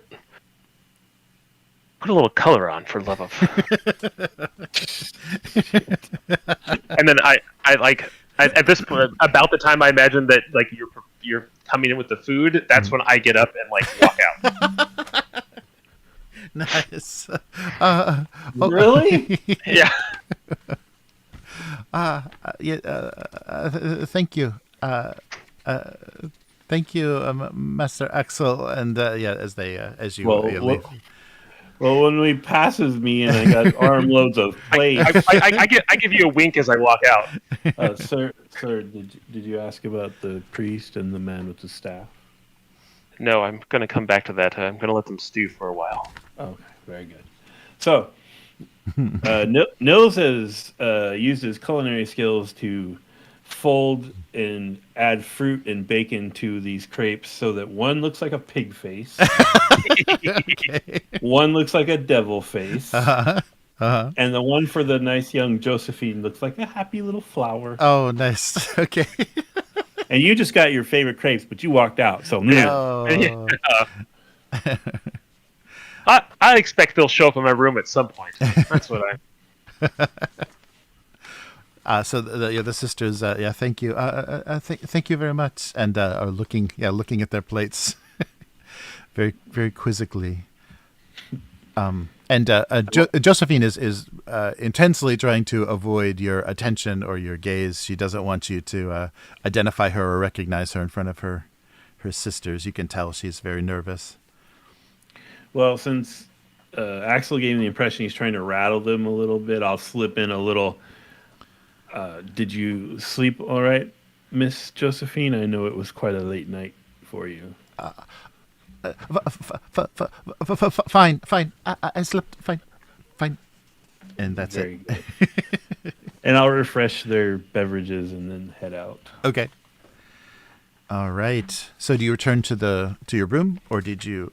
I think I go back to the kitchen and just. I'm still trying to get this. I'm still trying to figure out what to do in the situation. So I'm just going to stand around and look like I'm the rich guy judging everything, basically. But I'm not actually paying attention to what's going on. I'm like, all right, now what do I do next?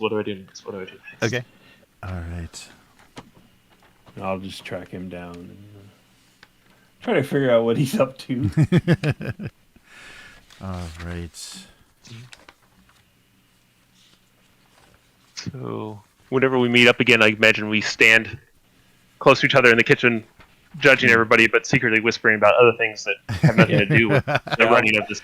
I'll point at my little notebook like I'm referring to it, but I'm not. All right. I may have played that one a little rough, but I don't believe that any of them have a knowledge of what's going on or a way to help. I believe the two older women aren't aware of Josephine's friendship with the chaplain. You may want to push that line at some point. Really? Well, I imagine speaking to each of them individually will be the best way. Maybe and who is this person that may have the ability to control this beast? Because that is something we need to get a handle on as well. Well, yes.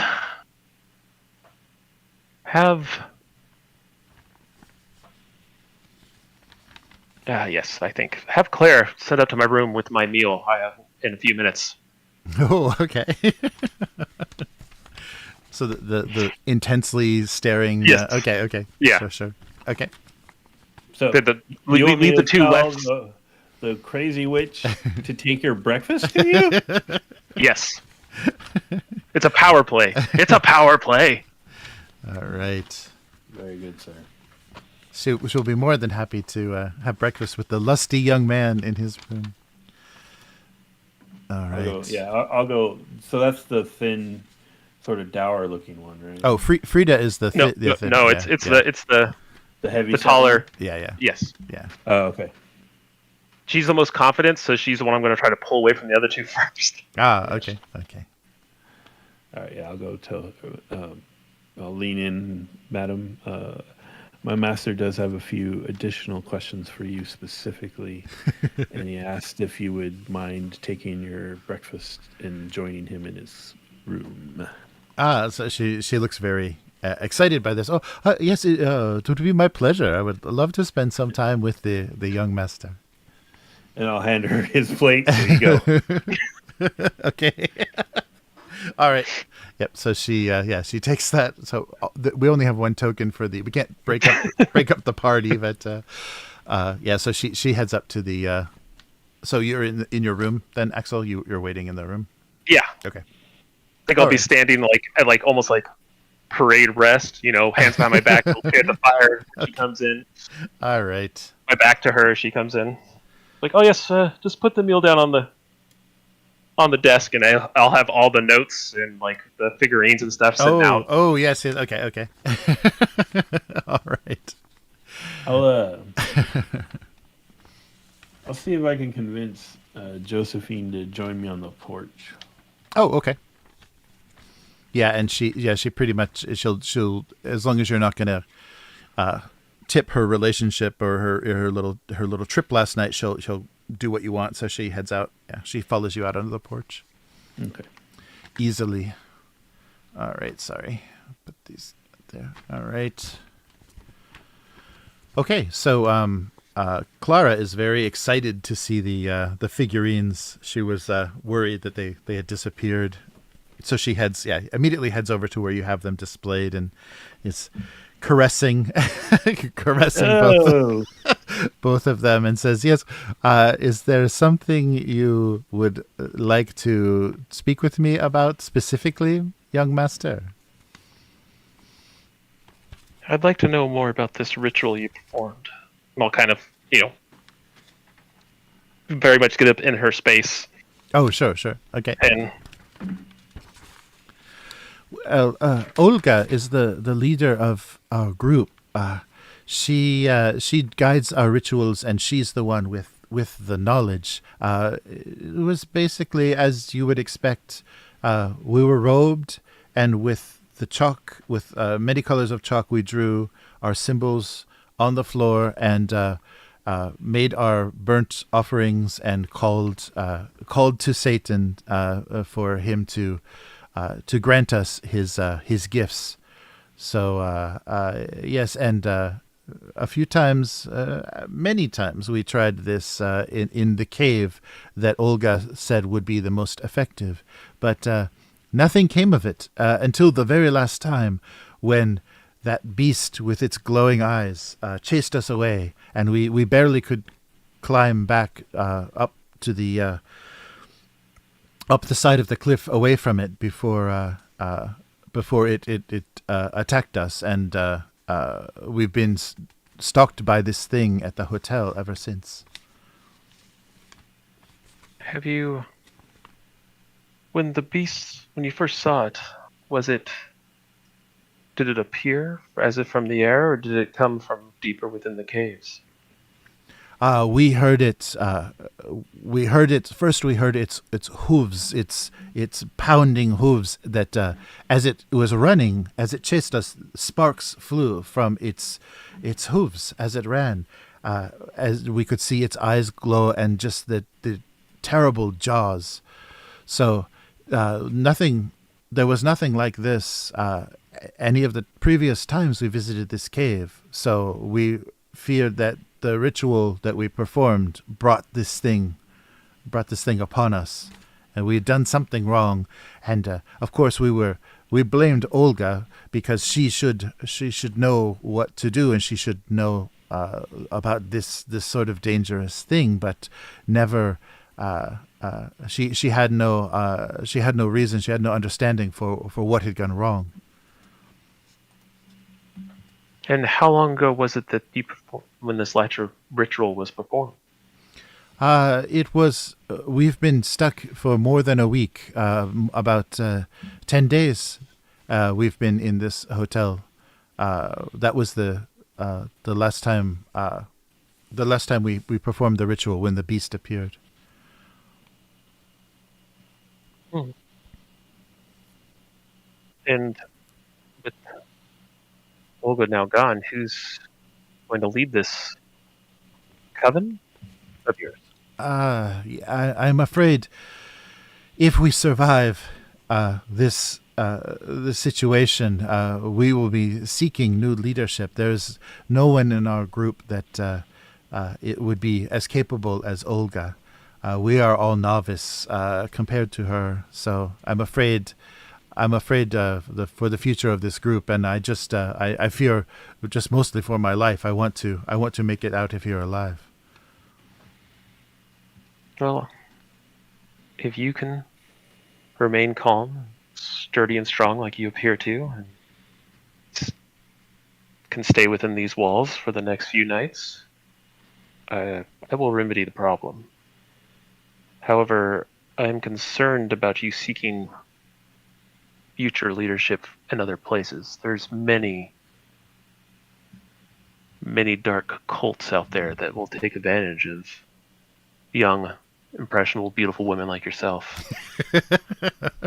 And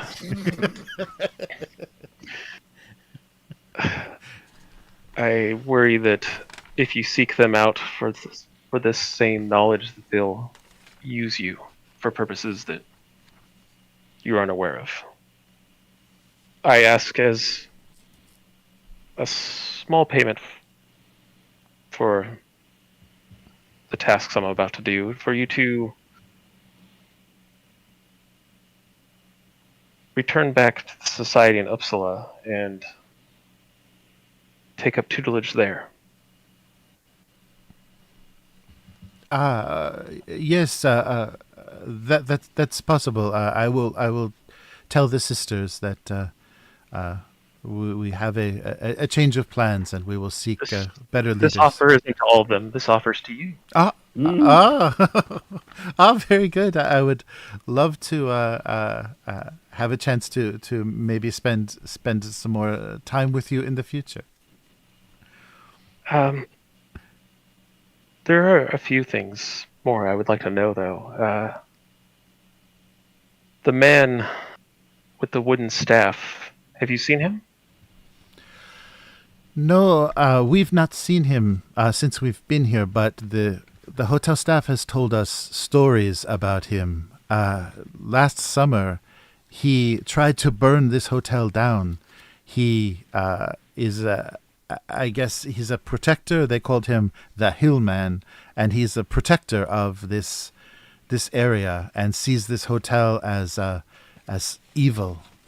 So yes, we were told to avoid him. If we were guests of this hotel, we should avoid him if we see him. But none of us have encountered the man. He's supposedly he's living at the top of the hill in the lighthouse that's located there. And the good chaplain, just south of here?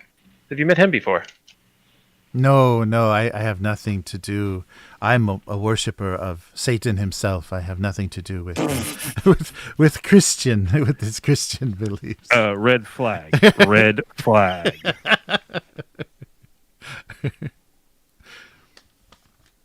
I can see that we're going to have a long and fruitful relationship. Thank you. Yes. Oh, thank you. And would you mind if I took this with me? She places her hands on the devil, the erect devil figurine. Not at all. Go right ahead. Okay. So she places him in her bag, and yes, it says farewell to you, and returns downstairs to her sisters. After she leaves. Okay. The grapes are cold. Yeah. I kind of poke them, and I'm not really that hungry. All right. I'll wait a little bit before I head back out to try to figure out what I want to do next. Mm-hmm. Okay. Okay, and Niels is on the front porch with Josephine, and so she walks along. Oh, we'll use this, I guess. She walks along the porch with you and trying to. So what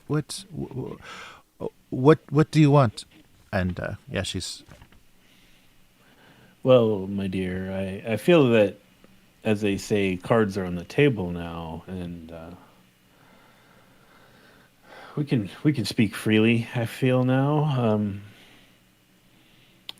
How is it that you came to be in the company of these other women? Yes. Clara is a friend of my mother, and she, when I was having trouble finding a husband, she told my mother that she might be able to help. So she then instructed me about this group of hers, and I didn't know it was a devil group, but if it could help me, I thought it was worth a try. But now that we are chased by this beast, I want to. As you saw, I went to the chaplain for help. I don't want the devil in my life anymore. I want to be saved from this situation, and I thought he could help. And are you local? Is that why you know the chaplain? No, when we arrived, we saw the chapel, and I've only known him during our stay. Once we were driven back to the hotel, and Olga wrote for help, I made a few nightly visits to the chapel and sought his help. I don't know him very long, but he seems to be a good man, and he wants to help. Well, and so is she like? Is there anything? Is it the stutter that's like? Nils is trying to figure out why she lacks so much confidence that she would join a devil cult to get a husband. Right. Yeah. Her stutter. I'm not doing it justice, but she has a pretty bad stutter. Yeah. So, and she it gets worse the more nervous she gets. But yeah. So I'm gonna try to. I don't know if this just needs a roll or anything, but I'm gonna try to inspire a little confidence in her. And, sure.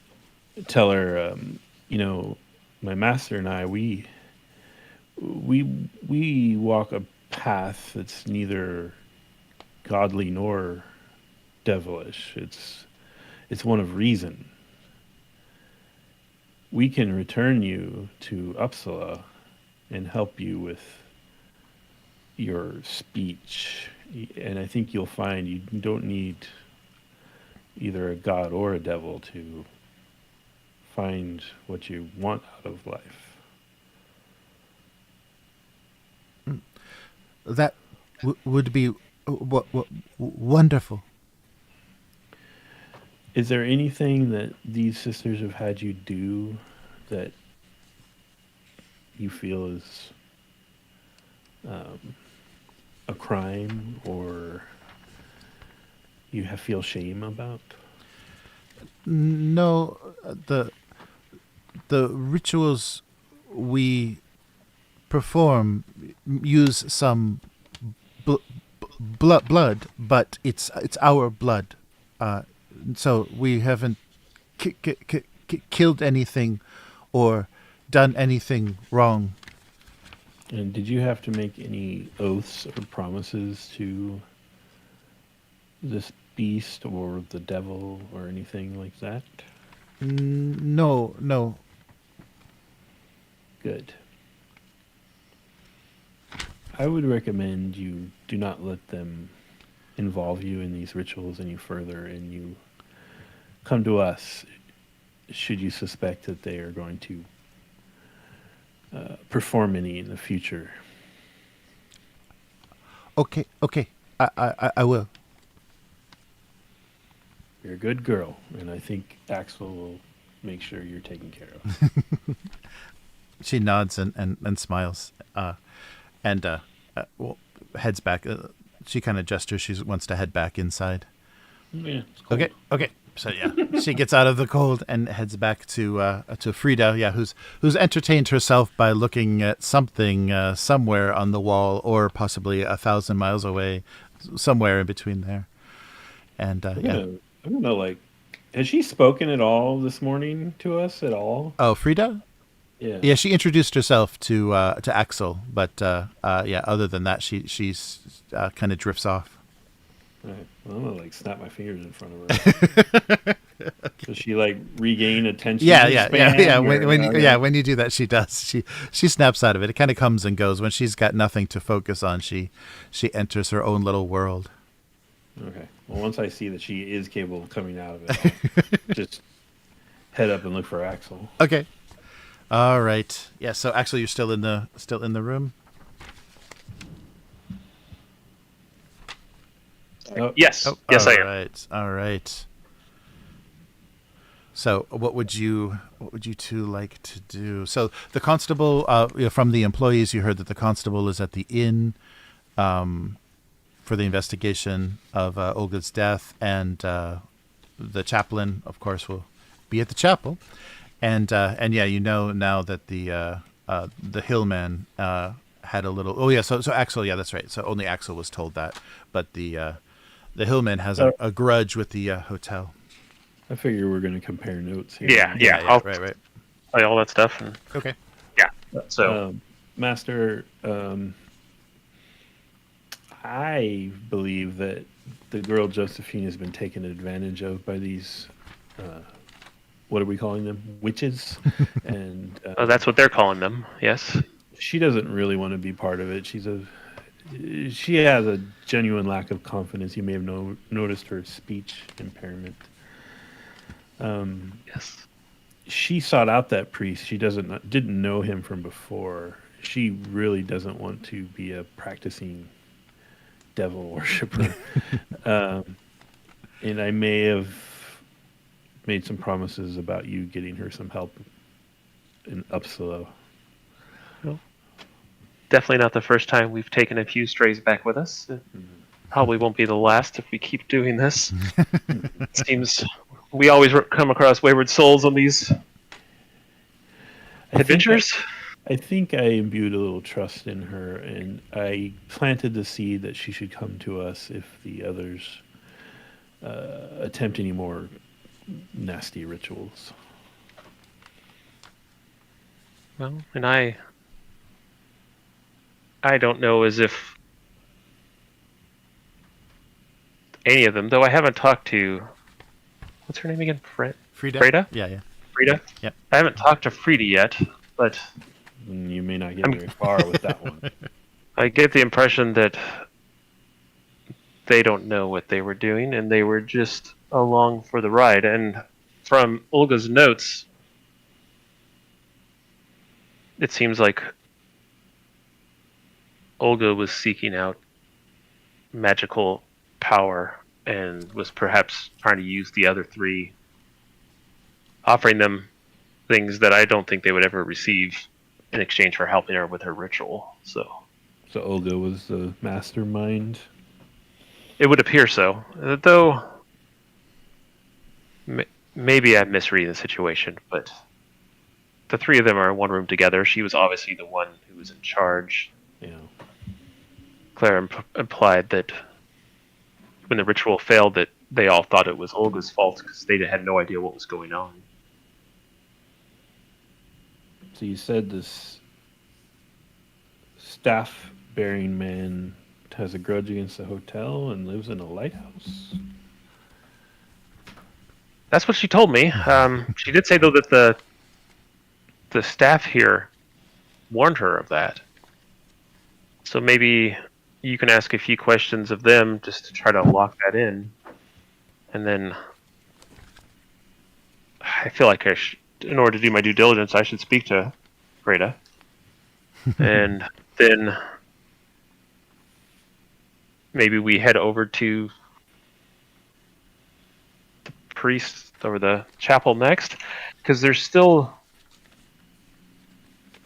the fact that for some reason the Glowson was there in a graveyard right next to that church. I feel like this is another one of those, this is a spirit bound to this land to do something situations. It could be. Maybe the priest, by his nature, is not what the thing hungers for.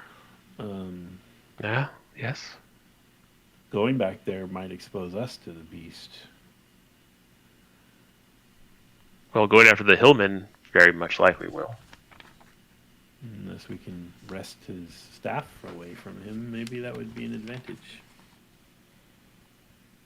At least keep it unbound. Unfortunately, none of these books here would have any information on the glowstone, so I have no way to research ways to banish it or anything like that. Maybe just wresting control of it free from this hillman will send it back to this slumber or realm that it came from. Perhaps. Or maybe we can impress on him the importance to his own future that he help us do that. Well, this wouldn't be the first time that I've used wealth in the offering of purchasing land and property to convince people that we're on their side. We might be able to use that as leverage too. Nils looks a little guilty. Oh yes, using your wealth. That's exactly what I meant. I definitely didn't mean threatening to kill him. Absolutely.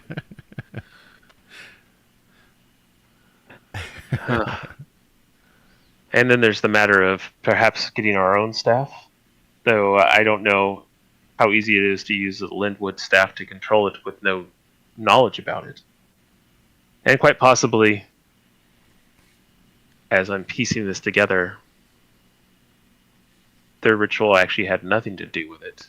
Maybe just them using magics drew its attention. Mm-hmm. And it was used specifically to... 10 days ago, they said. The same time that she went missing. Maybe it was sent out to dispatch the previous owner of this fine establishment. Katerina? Yes. Yeah. And on its way back, smelled a little delicious magic that it wanted to nosh on. Yeah, just an unfortunate coincidence. These stumbling, bumbling would-be witches. I think you're onto something there. I think you are too. Okay. Can you heat this back up? I really want to eat it. Absolutely. I'll do that for you, and then I'll go question the staff, and you let me know when you're ready to leave. Go ahead and, well, if you can send Freda up to me too, that'd be great. Oh, of course. Oh, okay. All right. Frida's gonna make that appearance. I'll rewarm his crate. I'll probably just make a new one actually, and then Okay. That might be better, yeah. and then because this is what we do now, apparently, I'll send the witch up with his crate All right. and start questioning the staff about the man with the staff. And, All right. but do him first because I'm going to the restroom. Oh, okay. All right. So Frida returns. Frida shows up at the door, carrying a warm plate of freshly made crepes. And, Oh, excellent. Thank you. Please, have a seat. yes, thank you. You wanted to speak with me? Well, I'm going to be honest with you. I have some experience with magic spells and Vaesen, as you know, as you've heard of the society. Well, to be honest, I am the society these days. And I know that I can see from you that you are probably the one with the strongest gift in these magics, and I was wondering if you could give me any insight onto what went wrong with the ritual that Olga was with. I don't know exactly what she did wrong, but Nom nom nom. Eating it, right? but the devil is always talking to me, so I don't know why he sent that beast after us. He doesn't seem angry with me. He tells me sweet things. Just earlier this morning, when I was sitting in the dining hall, he said the sweetest words to me. I don't know why he's so angry with the rest of them. Does he speak poetry to you? I would love to hear some of his words. I've never actually spoken to him. It's very personal. The words he speaks to me are very personal. I can't share them. They're almost poems of love and desire. It's very, very exciting. Well, maybe the others just were not as worthy as you are. This relationship you have with him seems personal. The others, they don't speak to him, do they? No, he only speaks to me. Do you think I'm his chosen? It's hard to say. The devil, has many concubine and many that he claims are his special one.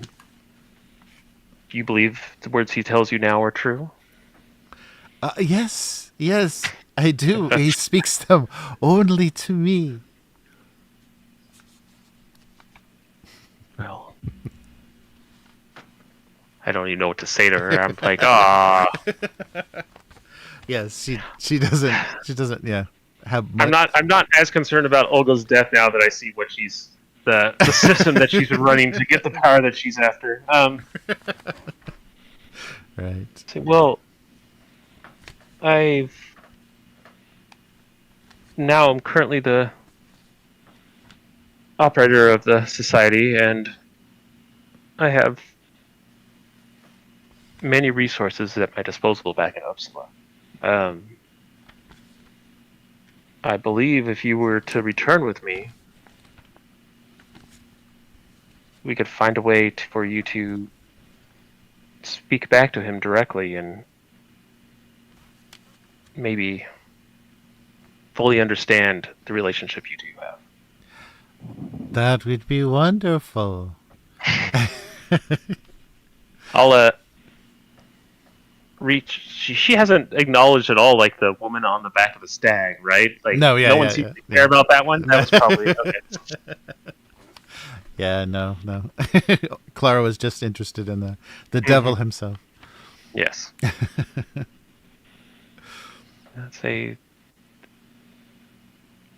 Tell me, when the Glowson appeared, do you really believe that the devil sent it, or do you think that it was something else? I don't know. I can't think that it's the devil. It came from that cave. So from deeper inside? Yes, it came charging at us out of the cave. And I'll pull out the map and point at the note where she said the running cave was at, and this cave here, was this the location that you? Yes, that's the cave. Yes, and she points to the kind of the main area. Oh, I've got this map. Sorry, where is it?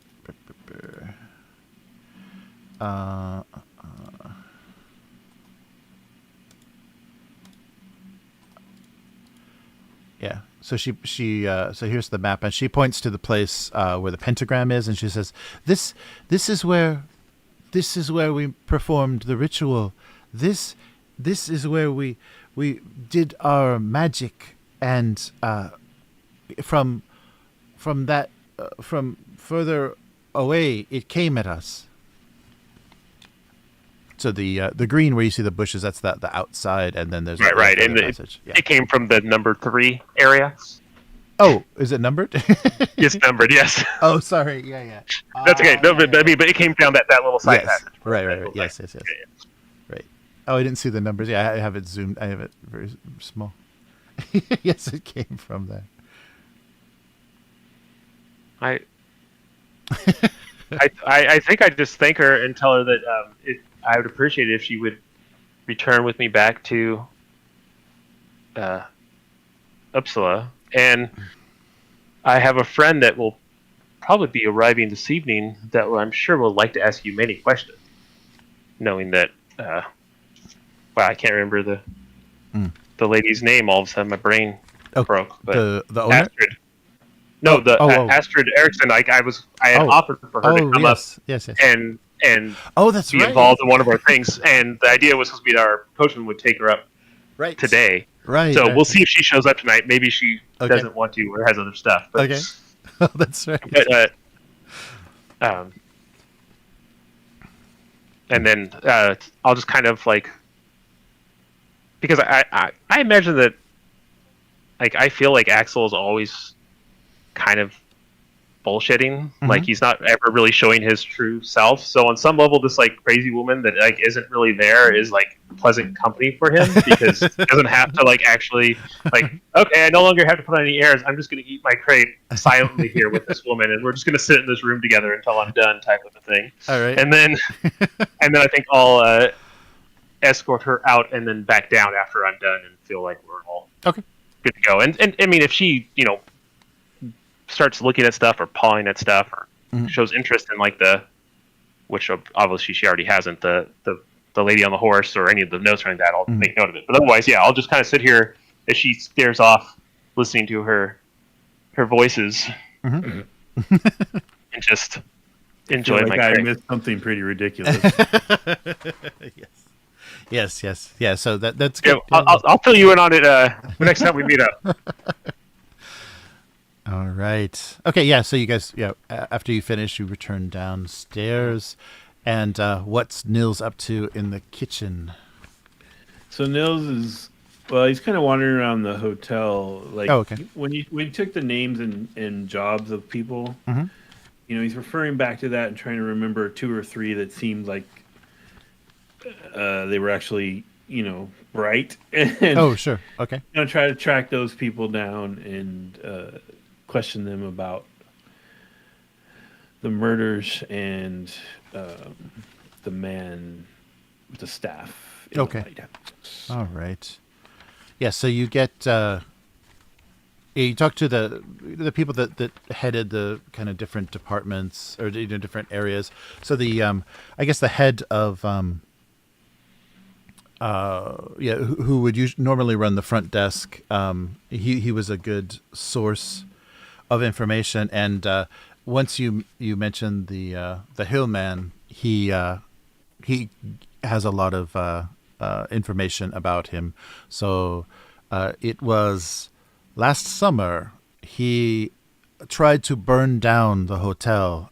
We haven't fixed completely made repairs, but you'll notice on the northeast corner you can still see the charring from where he attempted to build the fire. He didn't know what he was doing or didn't prepare, so we were able to extinguish it quite quickly. From what I've heard of this man, his name is Magnus Lunden, and he was a lawyer back in his home of Lund, but he came here after his brother died. His brother was responsible for maintaining the lighthouse and a guardian of the hill, as they called themselves. But when his brother passed, Magnus abandoned his law practice and came here to. From what I've heard, his family for many generations has been responsible for the hill and act as the guardian. So the hillman position passes to each generation. I'll tell him to talk slower because my little note thing you made for me sorry. disappeared. Oh, no. Where'd it go? Oh, no. Is it okay? Wait. It goes. It's the accent, Matt. You can't follow him because of his accent. Oh, right. He needs to repeat himself. Is it okay? Bunch of Hicks. No, I don't have it. Oh, here. Okay, here. Show. Can you see it? Oh, there it is. Okay. Thank you. Sure. All right. What was that man's name again? So Magnus Lunden, Lundin. And you said what about? He was. So he was. Yeah. He was a lawyer from Lund, and his family, like the Lunden family, for many generations have been have taken the role of the hillman to be the guardian of the hill, and the the clerk at the front desk says that he doesn't quite believe this, but what they are protecting against is the magic in these caves. So there's talk with the locals that the caves around the hill are very magically powerful, and the hillman is necessary to keep away anyone that would try to tap into that magic, to summon something, to create something from these forces. And it's even said that the hillman himself holds back the apocalypse. I don't know if I believe that, but he is a Christian man, so his faith is what protects him. So he's more warding off people who might use the power of the cave? Yes, right. He's a guardian against like what could be done with the power of those caves.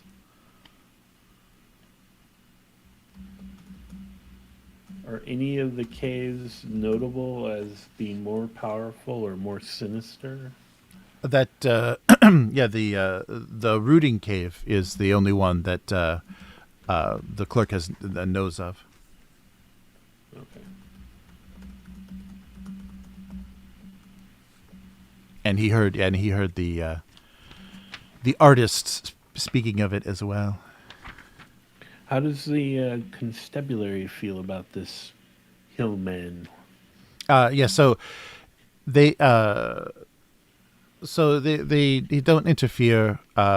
This is such an ancient tradition and part of the lore here. So the constable has never directly connected the hillman with any crimes, and allows them to practice their protection. But definitely they watch what happens. But it seems that they have a positive effect. It wasn't until this hotel was built that this friction, not only with the church, with the local chaplain, but also with the hillman himself, the sin that they claim was brought here by the hotel, is something that they are opposed to. So of course we warn all of the guests to avoid both the chaplain and this lightkeeper as much as possible. If they're found out to be guests here, they will be harassed and probably driven off. That's happened a few times. But he was a lawyer, correct? Yes. He came from Lund. He was a practicing lawyer in Lund, and he traveled to the hill after the death of his brother to assume his role. So then, is it likely, as a man of reason, we could converse with him without him reacting negatively? I've never spoken to him myself, but people say he's very conservative and very Christian. His faith is very strong, but he is reasonable. But he takes his role very seriously. So you should be careful. Excellent. Well, thank you for your time. Yes, very good. I'll head off and find Axel. All right. Probably catch me walking down the stairs with her holding like my arm as she just stares off or something. Nice. All right. So what's your next move? You've got the whole day ahead of you. Well, I'll report to Axel when we have a moment alone. Okay. The man with the staff is actually a lawyer, a former lawyer. So he's a man of learning, whose family apparently takes up this role as the hillman and tries to ward off people who might be trying to find power in these caves all around the hill. The one that they spoke of specifically was that rooting cave, but apparently this place is chock full of them. But he's apparently a very God-fearing Christian man, but I think you may be able to have a rational discussion with him, which could be beneficial. Well, it's a good thing I pack a Bible every time we go anywhere. Am I right? Exactly. Maybe we can rustle up a crucifix to drape over you. Um, how did things go with the oddball? Oh, the devil speaks to her and says she's lovely. Are you saying That's that about what I got out of her. maybe I'm we could get her into that drafty old asylum? I offered her a chance to return with us to Uppsala, and I would have a good place for her. You don't mean the castle. In fact, I've offered. Well, it seems now we've offered all three of them a retreat back to Uppsala, where maybe we can set them on correct paths. It's just my opinion, sir, but I think the young girl is probably the only one who could probably re-enter society safely. I haven't spoken to her, but by my routes of use the other two, I tend to agree. All the more reason why we need to make sure they are kept under correct supervision. As we know, there is those free ones that have been acting, seems all over. These are exactly the type of people that they, I believe, would try to use to further their goals. And the hillman might actually be someone that they might see as an enemy. Oh, if what you say is true, yes. And, well, maybe not exactly allies. He does make, at very least, an acquaintance we should have. My question is, do you think we need to speak to the chaplain? Or do you think we head directly for the hillman? Well, you know, sir, I am biased about men of God, so my reaction is he's not going to be useful. But you make the call. Well, and then there's also the constable who's on the other side of town. Oh, it's worth noting the constable apparently doesn't interfere with the hillman. So that's a couple of things now that have convinced me this constable is borderline useless.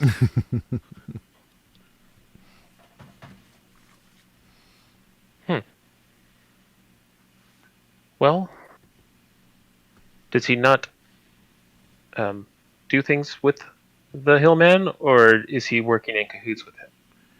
He doesn't interfere with him. They respect the old tradition of the hillman, apparently. Gives him a wide berth, I suppose. I think this hillman's the next one we need to speak to then. Yeah. And if he is a man of logic and reason, or at least of sufficient faith that we can wield it against him, then maybe we can resolve this situation. My worry is, every time we look a little deeper, is I'm not sure who's at fault. Do you think that the hillman summoned this beast? From what you said, it sounds like he's here to ensure it doesn't get out, and that people don't mess with it. I think he's here to make sure people don't take advantage of it. He might not even realize that he needs to eliminate the threat it represents, because I guess right now it's mainly a threat to the visitors to the town that he doesn't want to be here anyway. Well, and potentially only risks to people with the sight and other magic gifts that he doesn't want here. Right, who are offensive to his faith. So yeah, he may be just sort of letting it happen. Well, I say I get to go up and get my revolver, and we head out for the lighthouse. Very good. I'll get your good coat. It's cold. I need my good shoes too.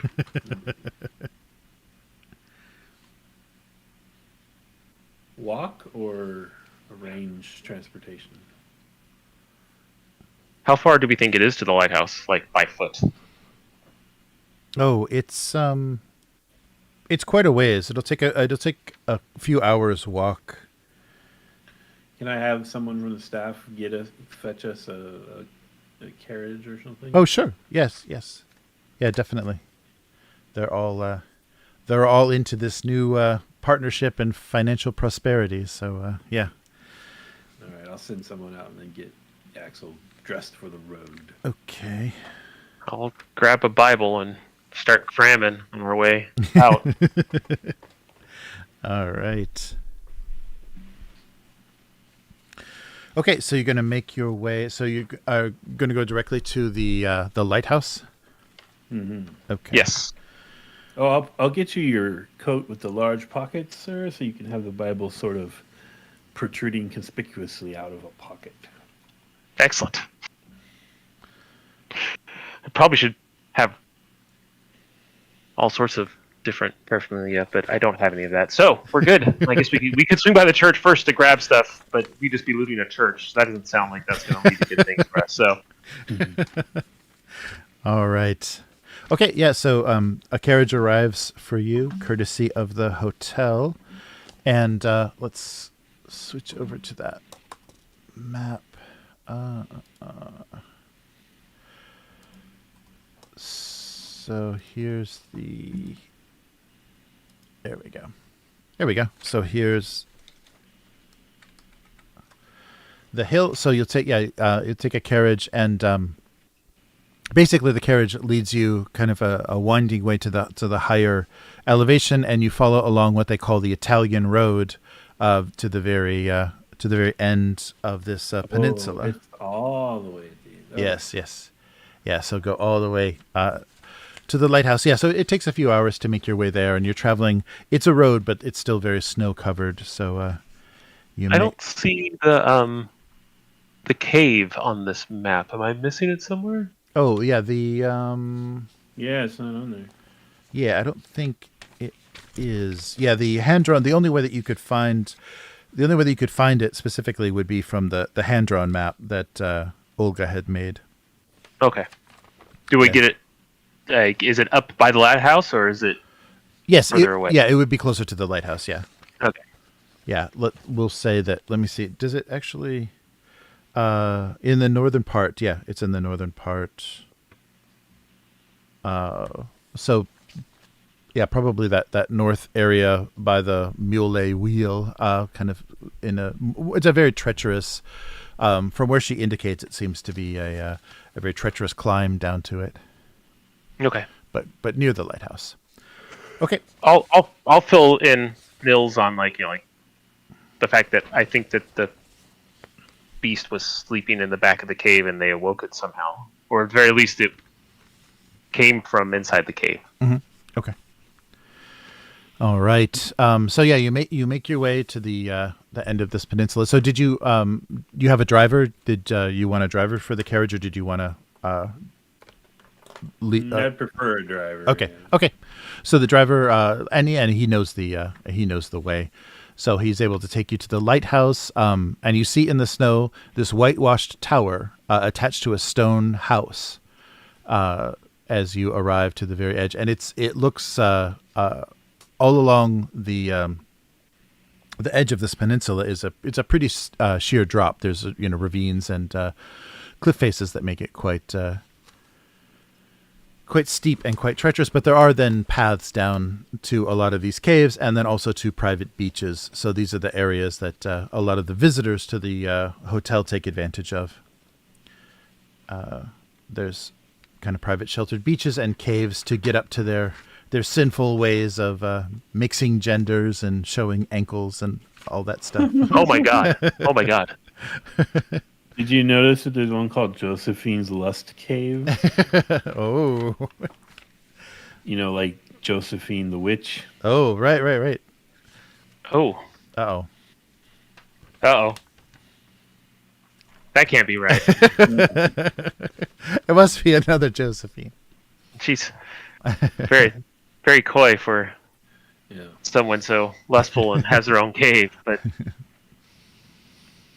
All right. I mean, Okay. there's Troll's Hole too. That's interesting. There's Puppy Cave. No, puppy. What is that word? Puppy. Oh, Oh yeah. I don't even know how you say that. Papilla Cave. All right. Yeah. So you approach the lighthouse. So the lighthouse itself has a door, and then the attached stone house has a front door as well. Does it look well maintained? Yes, it's in quite good condition. And it looks very ancient. The stones of the tower themselves, they've been recently whitewashed, but the stones appear to be very old. So this tower has stood for centuries, very possibly. We'll, Yeah. we'll tip the coachman and ask for him to wait. Okay. All right, and so where do you Straighten want? my jacket. Where do you want to make your way to? There's a you can see a balcony that runs along the outside of the tower of the lighthouse, but there's a door on the ground floor. There's a door to both the lighthouse and the cottage. That is obviously the keeper's cottage. I think we go up to the general door, the main door, Okay, and give it. Is there a knocker or anything, or is it just a door? it's just a door. Yeah, so you can knock. Just tuk, tuk, tuk, and then ho there. And yeah, no answer. You do see there's while you're waiting for someone to answer that there is a little farming plot area and an enclosure where there's some goats and chickens are kept, and of course there's an outhouse also near the cottage. And yeah, there's no answer to the front door, and you don't hear any sounds inside after knocking. There's no movement or anything. And if you look in the window, there's a small window on the front near the door. You just see it's a single room, and there's Assume there's a fireplace. Is it burning? There is no, one? yeah, no. There's no burning. There's no fire in the fireplace. There is a bed, a desk, and a wood stove. Yeah, the wood stove doesn't seem to be lit. And it looks like it's like not disheveled or anything. Like the bed's made, everything's Yes. in its place. Yeah. Nothing. It doesn't look. Yeah, nothing looks disrupted or strange. If you'd like, yes. Oh, what? It's daytime, I know, but is the lighthouse lit? No. Currently the lighthouse isn't lit. Okay. Yeah, there doesn't seem to be anyone around. Shoulder? Well, let me give him one good call first. I'll just step back and try to call out Magnus. Oh, there you go. Magnus, you have visitors. All right. So, yep, no response. Your voice echoes around a little bit, and yeah, nothing happens. So, like, in order to get into the tower, we have to go through this door, or is there a door to the tower itself? There's a door. Yeah, there's an outside door to the tower, but you can also, from this cottage, yeah, you would also be able to access it. So there'd be another door. We don't need to go through his personal space. That would be rude. We'll go over to the tower door and see if it opens. We have to confirm he's dead before we start going through his things. Is that Yes. Yeah, they have to be dead or a witch before I'll go through your stuff. That's the rules. All right. Okay, so the tower door on the outside is locked as well. So both doors to the cottage and the cottage and the tower are both locked. Shoulder? Well, we're trying to make a good impression on this man. I know we've tromped around everywhere, but is there any other sign of footprints? There's snow everywhere, right? So right. maybe we can see if he's tromped off somewhere. Yeah, if you want to roll observation, yeah, that would be a. I assume when you said shoulder, you meant into the door, right? Yeah. Yeah. Well, you said, is it vigilance or observation? Observation. Okay. Yeah. What's yours? 5. Oh, okay, cool. That's mine too. Nope. Well, poop. I'll push it. That's 2 successes. Oh, nice, nice. Yeah, you see, there Starting to are get a little frustrated. there are they're getting covered. They're growing faint. They're getting covered by the snow. It's been basically snowing all day and night since you've been here. But you do notice that there are footprints that are leading from this cottage. A single set of footprints leading from this cottage back the way you came toward the Italian road. But on your journey here, you didn't see anyone along the road.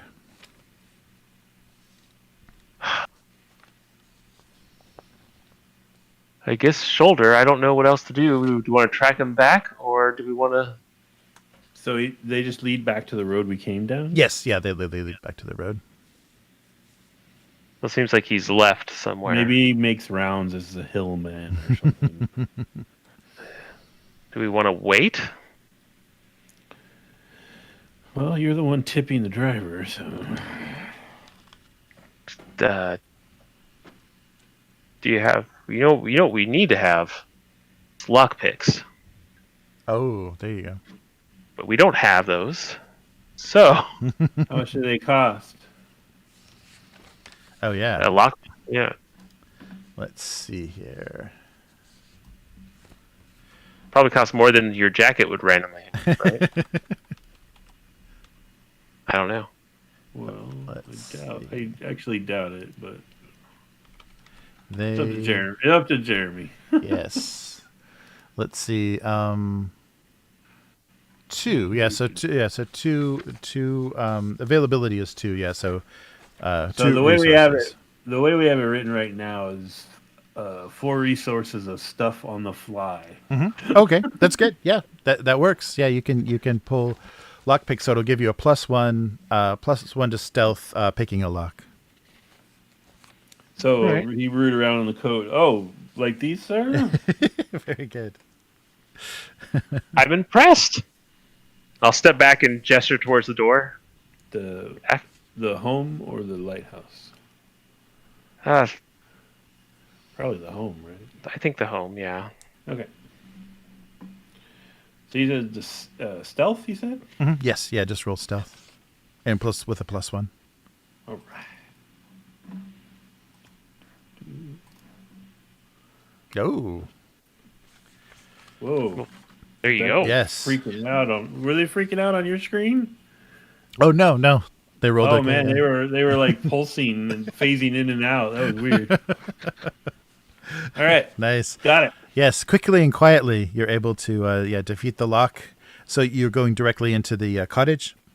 Mm-hmm. Okay, yeah, and so it's still, you can tell there was a fire in the wood stove earlier in the morning, but it was it's since died out, and just very simple cottage with a bed and a desk with a chair, and there's a rug in the center of the room. And yeah, nothing really of note. There's a Bible, of course, and but no other. He doesn't have a lot of other. No journal or anything. Yeah, no journal or anything. This is kind of like, rolling dice here, but I'll flip through the Bible and see if he has anything specifically dog-eared or has the little Maybe bookmark thing marked, like if there's a passage or something paper. that he's into. Okay. There doesn't seem to be nothing stands out in his Bible. Mhm. It's well read, so it seems to be his. Does it have like the family name and stuff on it? Is it like a family Yes, Bible? right, yes, right. It's definitely the Linden family Bible that's probably been here for all of the Hillman guardians. If you want to roll observation in the room, either of you, there might be something else. Go for it. Or you're actually angry now or something, right? I'm pretty pissed off, but let me. You want me to do it? The that less might. angry one. Yeah, sure, go for it. All right. As I'm looking through the Bible. Oh, there you go. Yes, so Axel is paging through the Bible, and as Nils is walking around the small cabin, you kind of trip on the corner of the rug, and notice that the rug is hiding a trap door. So there was a strange kind of lump from maybe the hinge of the door, and you stumbled on the rug and kicked up the corner, and you can see that the center of the room holds a trap door. Pull it back. Well, sir, I thought he was a poor housekeeper, but he's hiding a door here. I should have known as the only thing the GM mentioned that was important, but I didn't. So right. Yeah, the only thing in the room. Does it look like it's just a pull-up door? Yeah, it's a very simple trap door, and it doesn't appear to be locked. It was counting on its concealment to. We'll give it a yank, see if it opens. All right. Yes, as a matter of fact, it does. And we're changing maps. yeah, no. And there's a stair. Oh, there we go. Oh, and a stair. Some simple wooden stairs down. And basically, you're in a cellar. It's just a dugout cellar below the cottage. But there seems to be a bit more down here. There's another desk and a chair, but this desk is covered with occult books. So there's a lot of books on the occult down here. It's a creepy circle. Yes. So you notice, and you notice a strange circle. So there's nothing in the center of the circle, unlike that image. There's nothing in the center of the circle, but there's a circle of autumn apples that has been arranged on the floor of the cellar. And as soon as you start to as soon as you open the trapdoor and start making your way down the stairs, the first thing that you noticed, even before the apples or the occult books, is the bark of a small dog. So from the northwest corner of the room, you hear a barking, or I guess it's southeast. The southeast corner of the room, you hear barking of a tiny dog. Keeps it in a kennel, it looks like. Yes. It's a wooden. There's a wooden cage, with a small poodle inside. Okay. Well, I think I'm going to take my pistol out and start walking down there. Okay. The circle of apples. He said that whatever is depicted in the middle is not there. Yes. Yeah. There's nothing there currently. Is there any inscriptions, or is it literally just a circle of apples? It's just a circle of apples on the floor, and it seems like there's scuff on the floor. It seems like there is something that is kept there, but it's not there at the time. Apples are like the pig beast. And this ridiculous animal over here. Yes, and it keeps barking. You hear a constant small dog barking for your attention. I'll It's walk over to Yes. it. Does it seem? Yes. Oh, go ahead. Yeah, it's in a wooden It's cage. No, it's in a wooden cage. Yeah, just a simple wooden cage. I'll walk over to it. Does it seem like aggressive or just No, just a dog? Yeah, just trying to get your attention. Yeah, just a small miniature poodle, and barking for attention. And as soon as you approach, it stops barking and it's kind of like trying to nose through the cage, and its tongue is flicking out at you, and it's trying to get your attention. Wants you to give him some pets. Okay, well, I'll reach over and give it some pats. Okay. All right. Yeah, he's very friendly. Around. Mm-hmm. What are those round things in the bottom left? Oh, it looks like this is also used for his larder. So there's just some storage of some, supplies for the winter, some, dried meats and Crate up there on the top. Yes. Yeah. That's all that appears. There's nothing else. The most sinister thing was the occult books on the desk. And the caged dog is a little odd, but other than that, yeah, it just seems like this is also where he keeps his winter supplies. Does the dog look tended? Go ahead. Oh yeah, it looks like he's been here a while. He's fed. He's been well fed, but he's a little bit dirty, and he could use a good brushing and a bath. Well, I'll toss you a bit of this dried meat if you want to give it to the dog to shut it up. Oh, there you go. Sure. I'll give it. Nice. I'll break into some small pieces and feed it a couple. Nice. All right. Surprised you weren't immediately drawn to the occult book. Well, they went barking, so it's Yeah. nice.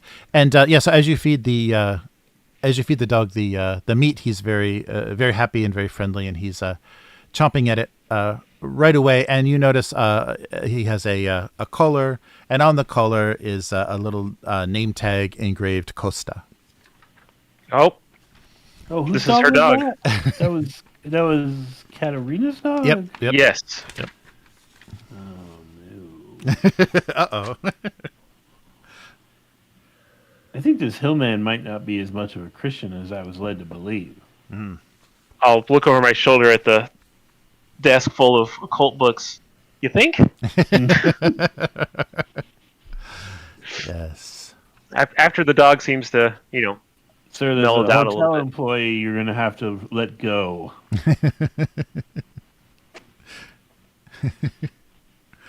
All right. well, maybe. Appearances and all that. I'll step over to the desk and pull the chair out and sit down and get to axling. Are these On those shells? books. These like little rectangle L-shaped? Mhm. Is that like shells? Yeah, I think it's more storage. There's jarred and canned fruits and things. Yeah. While he's doing that, I'm going to go through those like meticulously looking okay. for anything odd. Okay. Yeah, you don't notice anything on the shelf. It all seems to be very straightforward. Either things he canned himself or that were purchased probably from the general store in town. Okay. Like fetuses in jars. Yeah. There's nothing. Yeah, Anything creepy. no pickled punks or anything to. You don't notice anything related to and you don't get any strange feeling. The only strange thing, of course, is that configuration of apples, but you don't feel any power coming from it. It's just a circular arrangement that was used to store something. And I wonder if you can trap the pig in apples. That'd be interesting. And the books themselves. Oh, sorry. Did you want to? I was going to say, depending on how long it takes him to go through the books, I might inspect the scuff marks in the circle too. Oh, okay. Okay. Yeah. So Axel is looking through the books, and it's basically most of them are concerning Vaesen that can be summoned, and things that would involve a person, being transformed, or some power that would bring about the existence of some powerful creature. So there's a lot of strange books on magical transformation and harnessing power. Is this like actionable things? Like it's spells and stuff you could actually attempt? Yeah, or is this just like people like me writing a book talking about it, just yes, postulating? it's more people speculating, and Okay. there's no spell books or anything, but there's a lot of information about how magical power could be used. Well, I don't know if he's Something about trying something or trying to stop something. But why the dog? Well, mayhap he dispatched Katarina, and it's a dog, and he didn't feel like dispatching it or letting it back free again, so he kept it. Oh, so he only murders people. That raises him one rank up the ladder, but yes.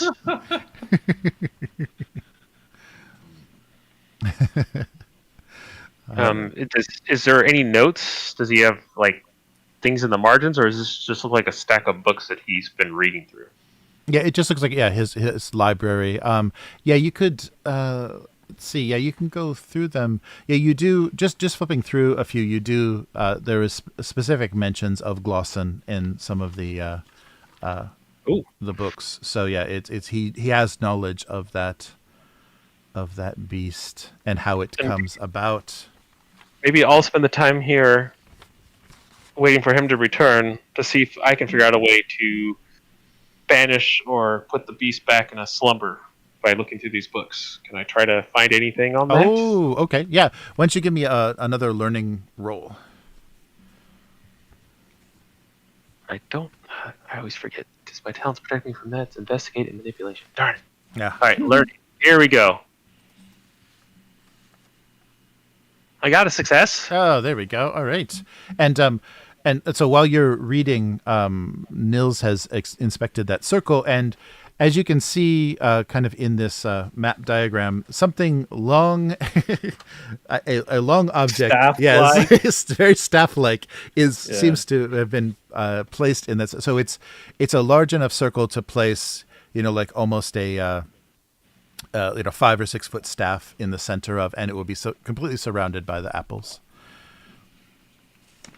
All right. And so Axel's time with the books reveals some interesting details about the Glosson. So let's see,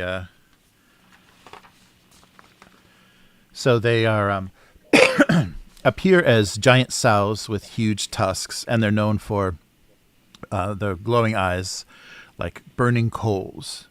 The razor-sharp bristles on their back that they use for attacking, and of course sparks fly from their hooves as they charge.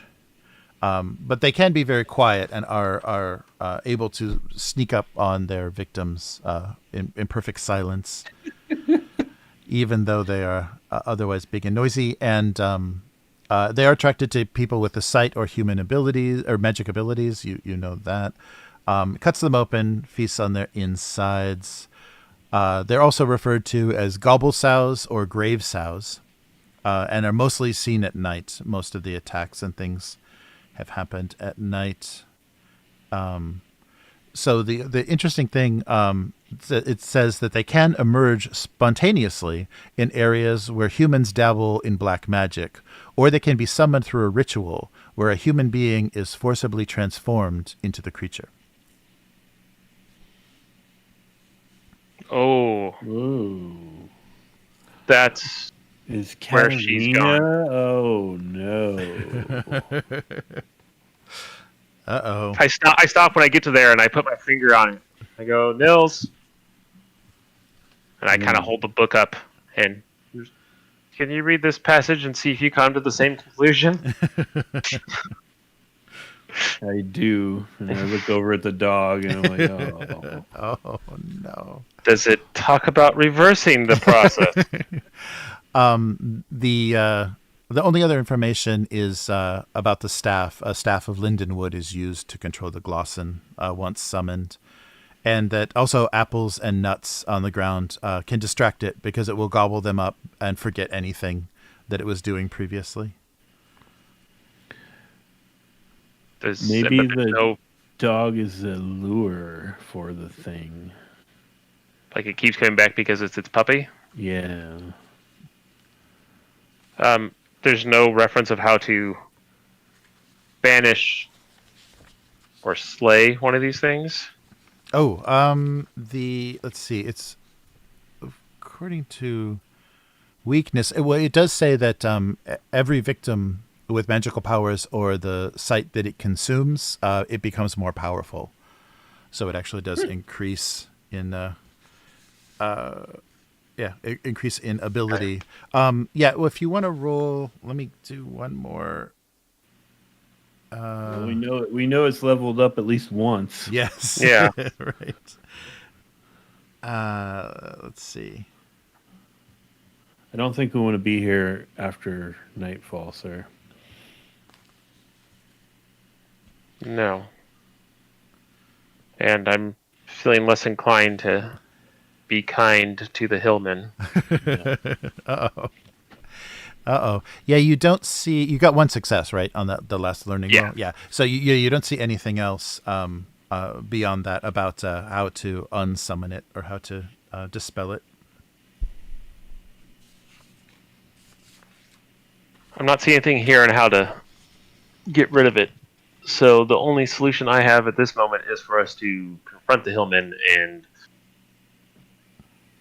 make him unsummon it, Ooh. if he knows how. The only problem is that we don't want to do that at night when the thing is about.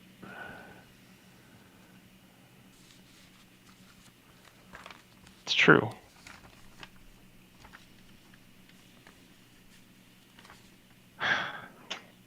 All right, well, let's...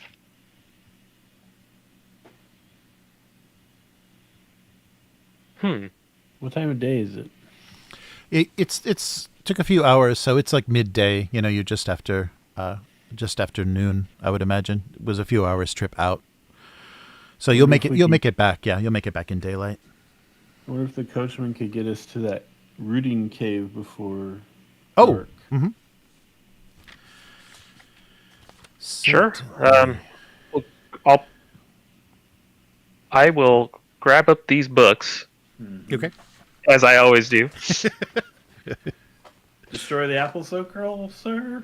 I was thinking take them with us. We can always use more apples. Yeah. Oh, there you go. Oh yeah. So did you bring what did you bring with you? Did you bring your hoard of nuts and apples? I assume that. Yeah, I imagine that we're taking it with us everywhere right now because we think of it as a protective thing. So. Okay. Yes, and there's more in the larder. You can find more nuts if you're looking. Yeah, I was hoping to just take all of his apples and nuts, so he was defenseless. Oh, okay. I'll pack my coat full of nuts. Okay, chock full of nuts. I'll grab the books. I mean, we talk about like a few books. Yeah, it's just a few. Yeah. Okay, I'll grab a few of these books and I will The dog? open the kennel cage. Oh, okay. Door. Yep. Yes, Costa is very happy, and she's hopping and jumping up on your leg, and wants to be carried out of this horrible place. All right. Oh, she's small enough. Okay. Yeah, yes. I'll scoop her up along with books in one hand, dog in the other. I'll carry the books, sir. All right. Thank you. And the apples. Yes. And then when we get back up above, as soon as we're back out in the light, I'll put the dog down. Okay. And I'm looking for an axe or hatchet and a lin tree. Oh. All right. Yes. It'll take you some time. Yeah, you can explore because it is there are woods around, especially on either side of the road. There were many trees. It'll take some time. Yeah, maybe investigation if you want to, because there's not a more natural. Yeah, let's try investigation if you want to find a linwood tree. So there, sorry. Yeah, there's an axe. An axe in the small shed outside the cottage. So yeah, you can easily procure an axe and explore the woods. It'll take a little bit of time though. So your chances of getting back before daylight or before dark, before sunset are a little less. If you take the time. But if we have the stick and guns to take care of the hillman, then in theory we can take care of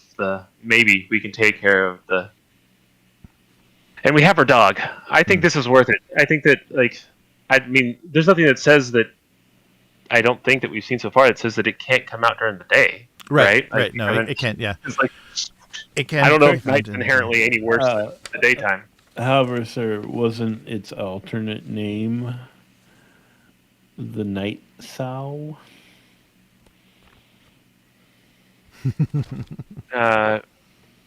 Gobble sow or grave sow. Oh, I thought. Oh yeah, a night sow as well. Yeah. Sorry, that's. Oh really? I missed that one. That's the name of the mystery. It's a noble sow. Right. Oh, but yeah. Let's say you do read though, in the books that we're talking about the ritual, that a staff is created when it's conjured. Like so, as part of the ritual for creating a gloss, and the staff is created. So you may you may have there Okay. may be some ability, but the odds that the a linden staff that you made will be effective are probably pretty low. Okay. Then no, I yeah, think- that's I think we're fighting blind on this one. I don't think. Yeah. no, I agree. Okay. Then yeah, we'll take the puppy, Okay. some books, another big satchel of apples, All right. and we're heading to the the cave. Oh, the cave. All right. All right. So yeah, if you show the coachman the map, he can figure out how to navigate to the cave. Yeah. So he leads you. We can head back there. He leads you to the northern end of the hill and toward the rooting cave. And let me see, just one more thing. There is. Oh, sorry, I got to check something real quick in the core rule book so I don't get this wrong. So I really am at a loss what we're gonna do with this sow, man. Like, I guess maybe if we take him out, maybe its purpose will be gone, or you can command it to sleep. Yeah, I think if we can catch him in daylight, we should maybe try to lean on him. Hmm? But if he's fanatical, like a lot of these people seem to be, that might not work. I can try to out fanatic him, but I don't know if I can. on the ride to the cave, can I pop out the old pocket watch with my father's picture in it and reflect and sure. conditions? Yeah, it'll take enough time to navigate there. Sure, you can get rid of that condition, no problem. I know, Dad. I shouldn't be angry. I know.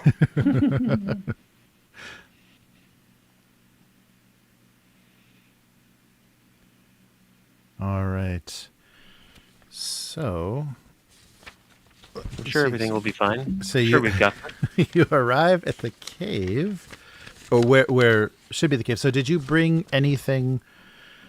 Because you noticed on the way there, the cliff sides are pretty steep. So, did you bring anything to assist you in descending, or you can? No. There might be something in Nils's coat that could help. You still have.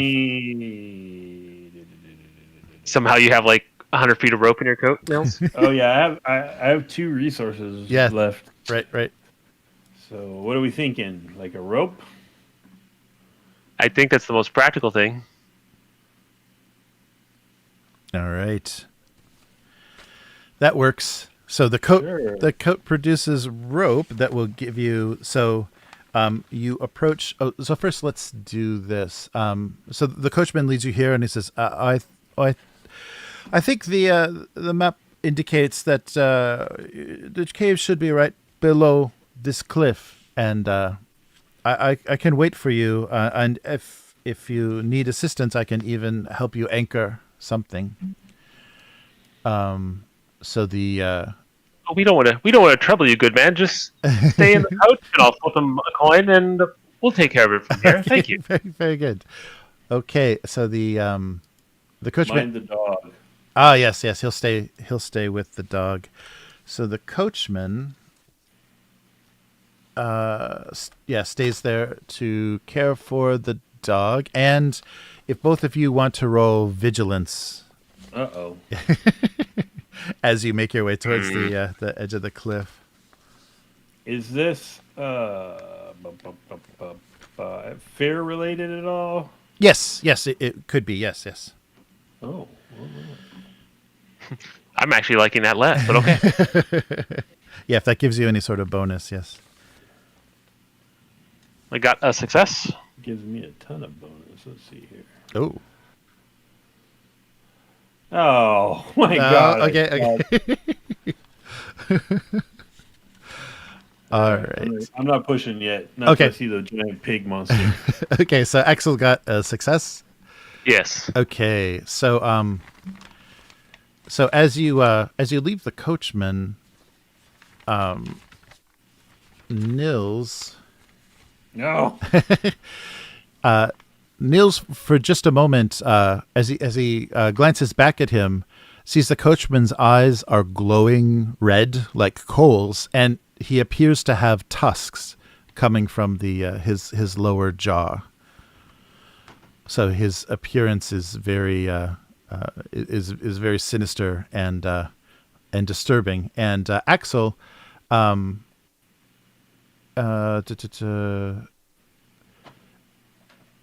oh, yeah, this doesn't this doesn't make any sense anymore. But Axel, you just you just hear the Costa's barking as she misses you. She's not as comfortable with the coachman, but she doesn't like to be alone, and she misses you already. So I see this, and then it goes away. Yes, it's very momentary, but the coachman has a pig-like appearance. Does it feel? Is it like a similar sensation to when we've had the sight before? Like yes, yes, it feels very similar to the hallucinations, the crab hallucination that you had near the Wrecker Isle on Wrecker Isle. Yeah, it feels very similar to that. You feel some power is affecting you. I'm gonna play it cool. Okay. And just continue on our way, and sort of whisper to Axel, "Sir, I believe I just experienced a sight. I think the coachman is compromised."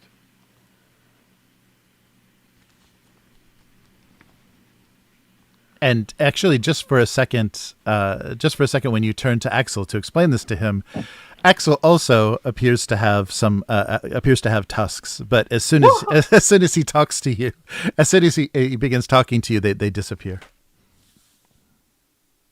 You all right? I'm gonna pull out my pistol. Sir, if you could look up and to the left. No. All right. So yeah, it's. I'm not doing too well, sir. More visions? You had tusks there for a second. I most certainly did not. And the driver did as well. So there's something here, definitely. I'll reach in after we're far enough away that we can't see the driver anymore. I'll pull out my pistol too, or my revolver too. Just okay. So I'm...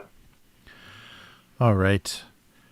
Okay, so so you have a rope. So let's see if what rope is going to do. Do we both go down? Ah, good. I mean, those four ladies managed to climb out of here without a rope, I believe. Mm. I should have asked for a path they took. I think we should both go down. Well, and the reason why I didn't want the coachman here to help anchor is because my concern was that he was with the pig, and I didn't want him to be standing at our rope. Not that he can't just walk over and do it now, but... Right. I'll give it a good military triple knot on the tree or whatever we're using. All right. Yes. So the cliffs themselves are difficult to pass. So you're going to need to make 2 tests to make your way down to the cave. The first is a force test, and the second is agility. But you get a plus. You get a +1 with both. You get a +1 because of the rope for both of those. And a failure, you'll still make it down, but you'll take a physical condition. You make it down the hard way. Yes. Yeah, I'm gonna. The question is, how do I get back up? Right. Okay. So force first, you said? Yes. Yeah. So both roll force. I'll let Nils go all the way down first before I. Oh, okay. I made 1 success for force. Okay, that's enough. Yep. And now agility. Yes, agility to finish the. Trust in the rope, sir. Oh, I messed up that. I think I'm gonna bump my head on a rock and. Okay. Well, actually, is that going to be the same thing? Yeah, if you push it or take you'll take a condition either way. Yeah, I'll just take the condition. Yeah, so whoop, I slipped at the end there. Woo! Yeah, careful, the dirt sort of falls away right here. So you want to do battered or exhausted? What Yeah, I sounds think good? battered for falling off a rock sounds good. Okay, yeah. cool. All right, here I go. Here goes Axel. First force. I think it's my first force test. Here we go. Oh. Oh my god, I made a success. Oh, yes. I'm amazing. With 2 dice? With 2 dice. Excellent. All right. It gets What's good from your- here because my agility is the same thing. Oh, no. So, are you adding the 1? Oh, yeah, +1, remember. Yeah. Oh no, I didn't add the 1. Oh. I'll add the 1 oh, to this. oh. Okay. Yeah, +1. No, I did not make that agility okay. test. Okay, so what? How do you? How do you? I think finish I'm that? exhausted. Okay. I think that I let him go first, and then it takes me like 20 minutes. Yeah. I don't know how big, but it takes me forever because I don't know what I'm doing. Okay. I'm thinking back to when I was like in high school and they had us do the rope climb, and I would climb and climb and climb and climb, and then look down, and I hadn't moved up the rope at all, like that, but in reverse. You got Where I'm 2 just feet like- off the ground. Right. Yeah, I'm like, I don't understand. I feel like I'm putting so much effort into this. I'm so exhausted. Oh, Nice. Remember those kids that could do it with just their arms? I fucking hated those kids. yeah, Upper body strength, you bastards. yeah. I mean, it probably Yeah. didn't help that I weighed like 210 in high school. Yeah, yeah. Yeah. Right. Yeah. right. Yes. All those Yeah, it was damn always the, push-ups. like, There's always the like 90-pound kids that could do a million Oh, pull-ups. yeah. And Yeah, everything. right. I'm just like Uh-huh. I'm like, I could pick you guys up with one arm. You don't even understand what's going on.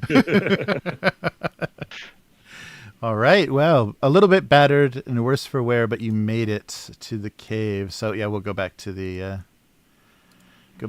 scene.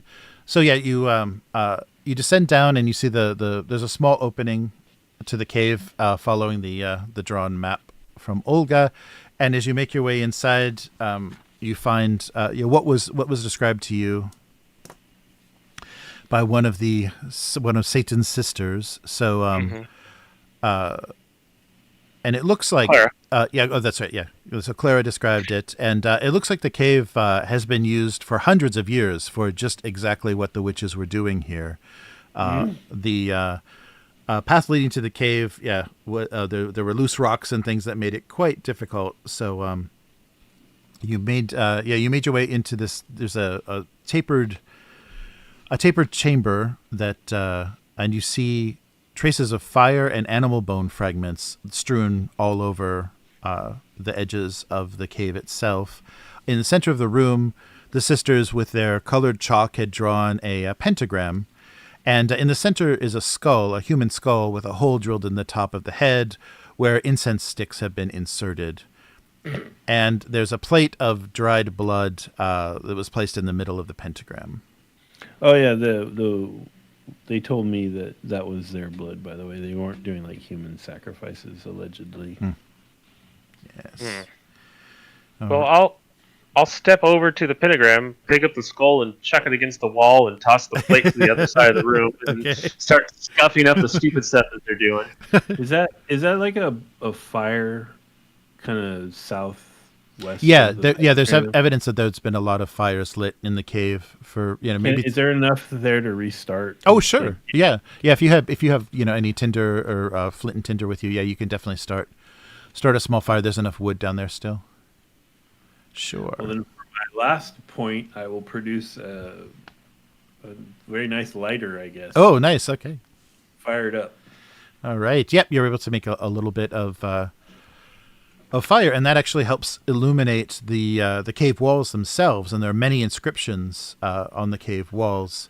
So if you want to roll learning to see if you can read any of it, and also investigation if you want to see if there's more in the cave. I'll do a learning. That seems more like what I'd be focusing on right away. Okay. I'll investigate. I put a point in that recently. Oh, there you go. All right. So who's going to go? I'll do a learning. Okay. I got a success. All right. Yeah, so you're able to read the inscriptions on the walls of the cave, and the firelight helps illuminate them, making it a bit easier. So the rooting cave is actually written on the wall. The powers of the swine shall amass and consume the seeing. With linden and nut, the sow shall be mutt. The inscription on the cave reads. And And that's all you can make out. There aren't any other leading symbols or anything. Is there? And Nils, do you want to do your investigation? Yeah. Oh, there you go. All right. Boop boop. All right. Okay, so looking around the cave, you start to see bits of torn rope and a cloth that looks like it was used for a gag. It has dried saliva and blood on it, and you're following these scraps of rope and fabric back into this like narrow passage to the back of the cave. And judging by the thickness of the rope, it's enough to bind the thickness and the length. It would be enough to bind human arms and legs. And once you reach the back of the cave, you see a wooden cage, but this one has been smashed open, and you can see that there are hoof tracks leading towards the entrance of the cave. So from this smashed smashed cage, you can see tracks leading out. Does it look like it was a bigger cage, like maybe a person-sized cage? Yes. This cage would definitely hold a human. So the amount of rope you found would bind a person, and a human being could be kept in this cage. But it was completely smashed by something larger. And the footprints you see, the hoof prints that you see, are definitely of a large pig. They appear to be. Any more symbols or inscriptions back here? No, yeah, you don't notice anything else on the wall. Just in that main passage. All right, I'll come back out. And Axel, I think I found where they had her locked up before the transformation. And now I'm starting to think that all he needed was some magical energy that these silly witches were making to cause this transformation. Oh. Well, I mean, that seems to be what this cave is about. Mm-hmm. I wonder if you tried it with the dog first and it didn't work, and that drove her out, and then you tried it with her. It's weird that he has a dog and kept it in the cage still at this point. I feel like that might have something to do with controlling her. Kind of a touchstone for her, you know. Mm-hmm. At the very least, drew her out. Yeah.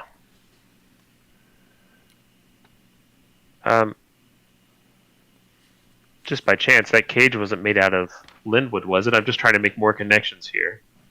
Yeah, it doesn't appear to be. Yeah, it was just a simple, maybe pine or a simple wooden cage. I'll come back out with the lighter and poke through those bones and see if there's anything weird about them. Okay. Yeah, so it's just traces. So it looks like there has been, in previous rituals and things, there probably has been animal bones used. So there's fragments of, and what mostly appear to be animal bones. You don't recognize anything as human. It mostly appears to be animal. And there is some evidence of probably pig. There are smaller pig bones here as well. Oh. Maybe you need pig as part of the transformation? Maybe. So, this hillman took over for his, was it dead brother? Yes, yeah, his brother died. Yep. So, he takes over and immediately becomes a horrible, like,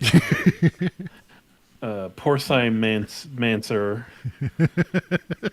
I mean, a salmancer, yeah.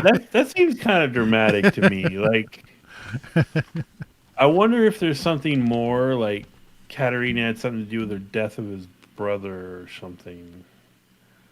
Because the thing is that seems extreme. Yes, but it seems like everyone wanted to get Katerina out. She was part of the problem. Maybe he saw this as she brought them here, so she was the one who had to pay the price to remove them. I mean, So he's just more proactive than his brother. Maybe. I mean, I don't think. I mean, it's quite possible that his arrival here coincided with the place being built. So maybe that up until then, they didn't have to do anything. Maybe. Yes, it is odd for someone who lived a mundane life to break so bad. Yes. Maybe now we do need to talk to the constable and try to construct a timeline. Mm-hmm. That means we have to climb back out of this place. Well, we needed to do that anyway, sir. I mean, we could just wait here for the pig to return, and then. Do you think it comes back here? No, I just don't want to make that climb. More than fighting a pig beast. Let's get back up there and get back to the inn, because Yeah, before night, hopefully. yeah, and who knows how. I mean, so far we're only aware of the pig killing one person, right? Yeah. I mean, we thought two, but it turns out that. Correct, but if it's drawn to people to sight, I don't know that it'll hesitate to kill again. No, I agree. I just don't know. I don't know how dangerous it is outside of that. If he can command it, I guess he can probably command it to kill people outside of it. I don't know, like how exact his control is over this thing. If he's just kind of directing it, or if he can actually be like, sit up, roll over to it. You know, if we were to spend some time in town making a lot of noise about developing the area and bringing in more tourists, we would probably go to the top of his list. Oh. Yes. That's true. I'm waiting for you to explain why that's what we want to have happen. I'm just saying, we might be able to draw him out when we're ready to do that. Well, or do we go back to his home and wait for him to return? Yeah, but if the pig's around, we're not ready for that, sir. We still Do we want to upset the pig and have it attack us on its terms, or do we want to wait and ambush? I think we talked to the constable. just throwing that one out there. All right. I guess we have the dog. We can explain that he had the dog, and Oh yeah, Lisa will probably take the dog. That's right. All right. All right. So return. Yep. Return to the hotel. yes. Okay. I think we might be at a good breaking spot soon. Yes. Yeah. This will be perfect. Yeah. So you make your way. You make your way up the rope. We won't have to roll for that. You're all experienced with rope climbing. Just did it in reverse. Yeah. I'll give you a lift. All right. And the coachman doesn't appear to be. His appearance seems very normal as you return to the coach. And Costa's happy to see you. You make your way back down the Italian road toward the Mole Hotel. But the closer you get to Mole, as you can just start to see the buildings on the cliffs in the distance. Along the side of the road, you see another body similar to in a similar state that you found Olga in. Oh no. So yes, so by the side of the road. So you'll see. We'll have the coachman stop and hop out. Okay, yeah. So the coachman stops, and as you approach, you can easily make out that this is. So now those piercing, penetrating eyes of Clara are forever staring into space, and Clara has been ripped open in a very similar way as Olga, and her entrails have been eaten. Damn fool woman. Clara was the heavyset one? Yes. Yes. Yeah, so the larger. Is it still day outside? Yes, it is. It is. All right, theory shut down. And this is like right outside of town? Yes, it's not that far outside of town. Shouldn't have given her back the phallic devil thing. Oh, was she heading back to the caves to talk to Satan some more? I mean, why else would she be outside of town when she's scared for her life? All right, so you've seen this before, so no fear test is necessary. But it's up to you whether you want to report this or not. So the coachman is very disturbed, and he says the beast has killed another one. Just stand back while I investigate, and I'll pat her down and see what she has on her. If she has said statue, I will. She does have the excited Satan statue, and is it huge, or is it something I could like pocket? And you could pocket it. Yeah, it's not gigantic. I don't know if you want to be found with that on your body, but yeah, it is. Does sort of stick out. Boom. Right. Yeah. Does she have anything else on her? Probably chalk. Yeah, she has the same pieces of chalk and things, and a small bottle of that same kind of liquid that you found in the closet as well. Oh, that's right. I didn't ever liquid. I forgot all about the smoky liquid. Yeah, it's like some cloudy water, cloudy water with it in a glass bottle with a stopper. Oh, that completely slipped my mind. That's crazy stuff that's been floating around. Okay. I pocket all the weird stuff she has. Again, I try to position her in a more respectable manner. Is she split in half? Well, I mean, she's like just about to, like cross her arms on her body or something. So it seems less vulgar in some way, and then put one monies on each eyeball. I don't really feel like that's our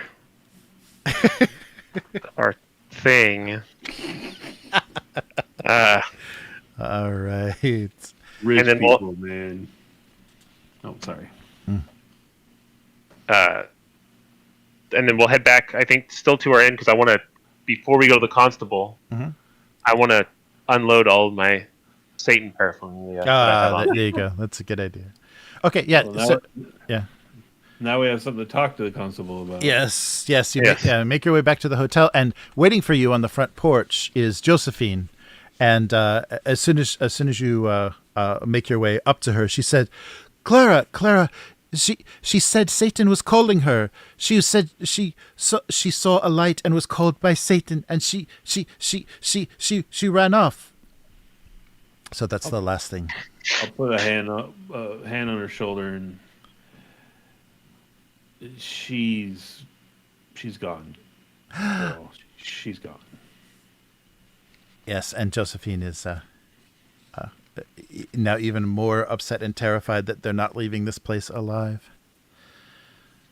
All right. So we leave. Yeah, we end the scene with a sobbing Josephine, shivering and stuttering her way. All right. So here we go. And maybe tonight somebody's reporter girlfriend arrives. Oh, Jesus. Yeah! We'll feed find her out. to the pig. All right. Yeah, this is... I got Satan statue to show you. Yeah, right. All right. Okay, well, thanks for joining us if you've been watching this rough live stream. And just ahead, yes. My phone died, but Biss asked some kind of question on there. Okay. My phone died. Oh, okay. Sorry. Let me double check while I still got this up. Oh, Abyss said, so absolutely adore the setting. Just normal things could be worse. Oh, so are the name placements on the map like that due to it zoomed in, or are there really no indications of where anything is? Oh, yeah, on the caves. Yeah, Abyss. There were. If you're still around or watch this playback, yeah, they're very generic. The locations of those caves is very generic and random. There aren't like specific locations. No, it didn't have anything to do with the zoom of the VTT. It was just how it showed. So thanks so much for everyone watching, and we've got one more session of this. So see you next time. Woo-hoo.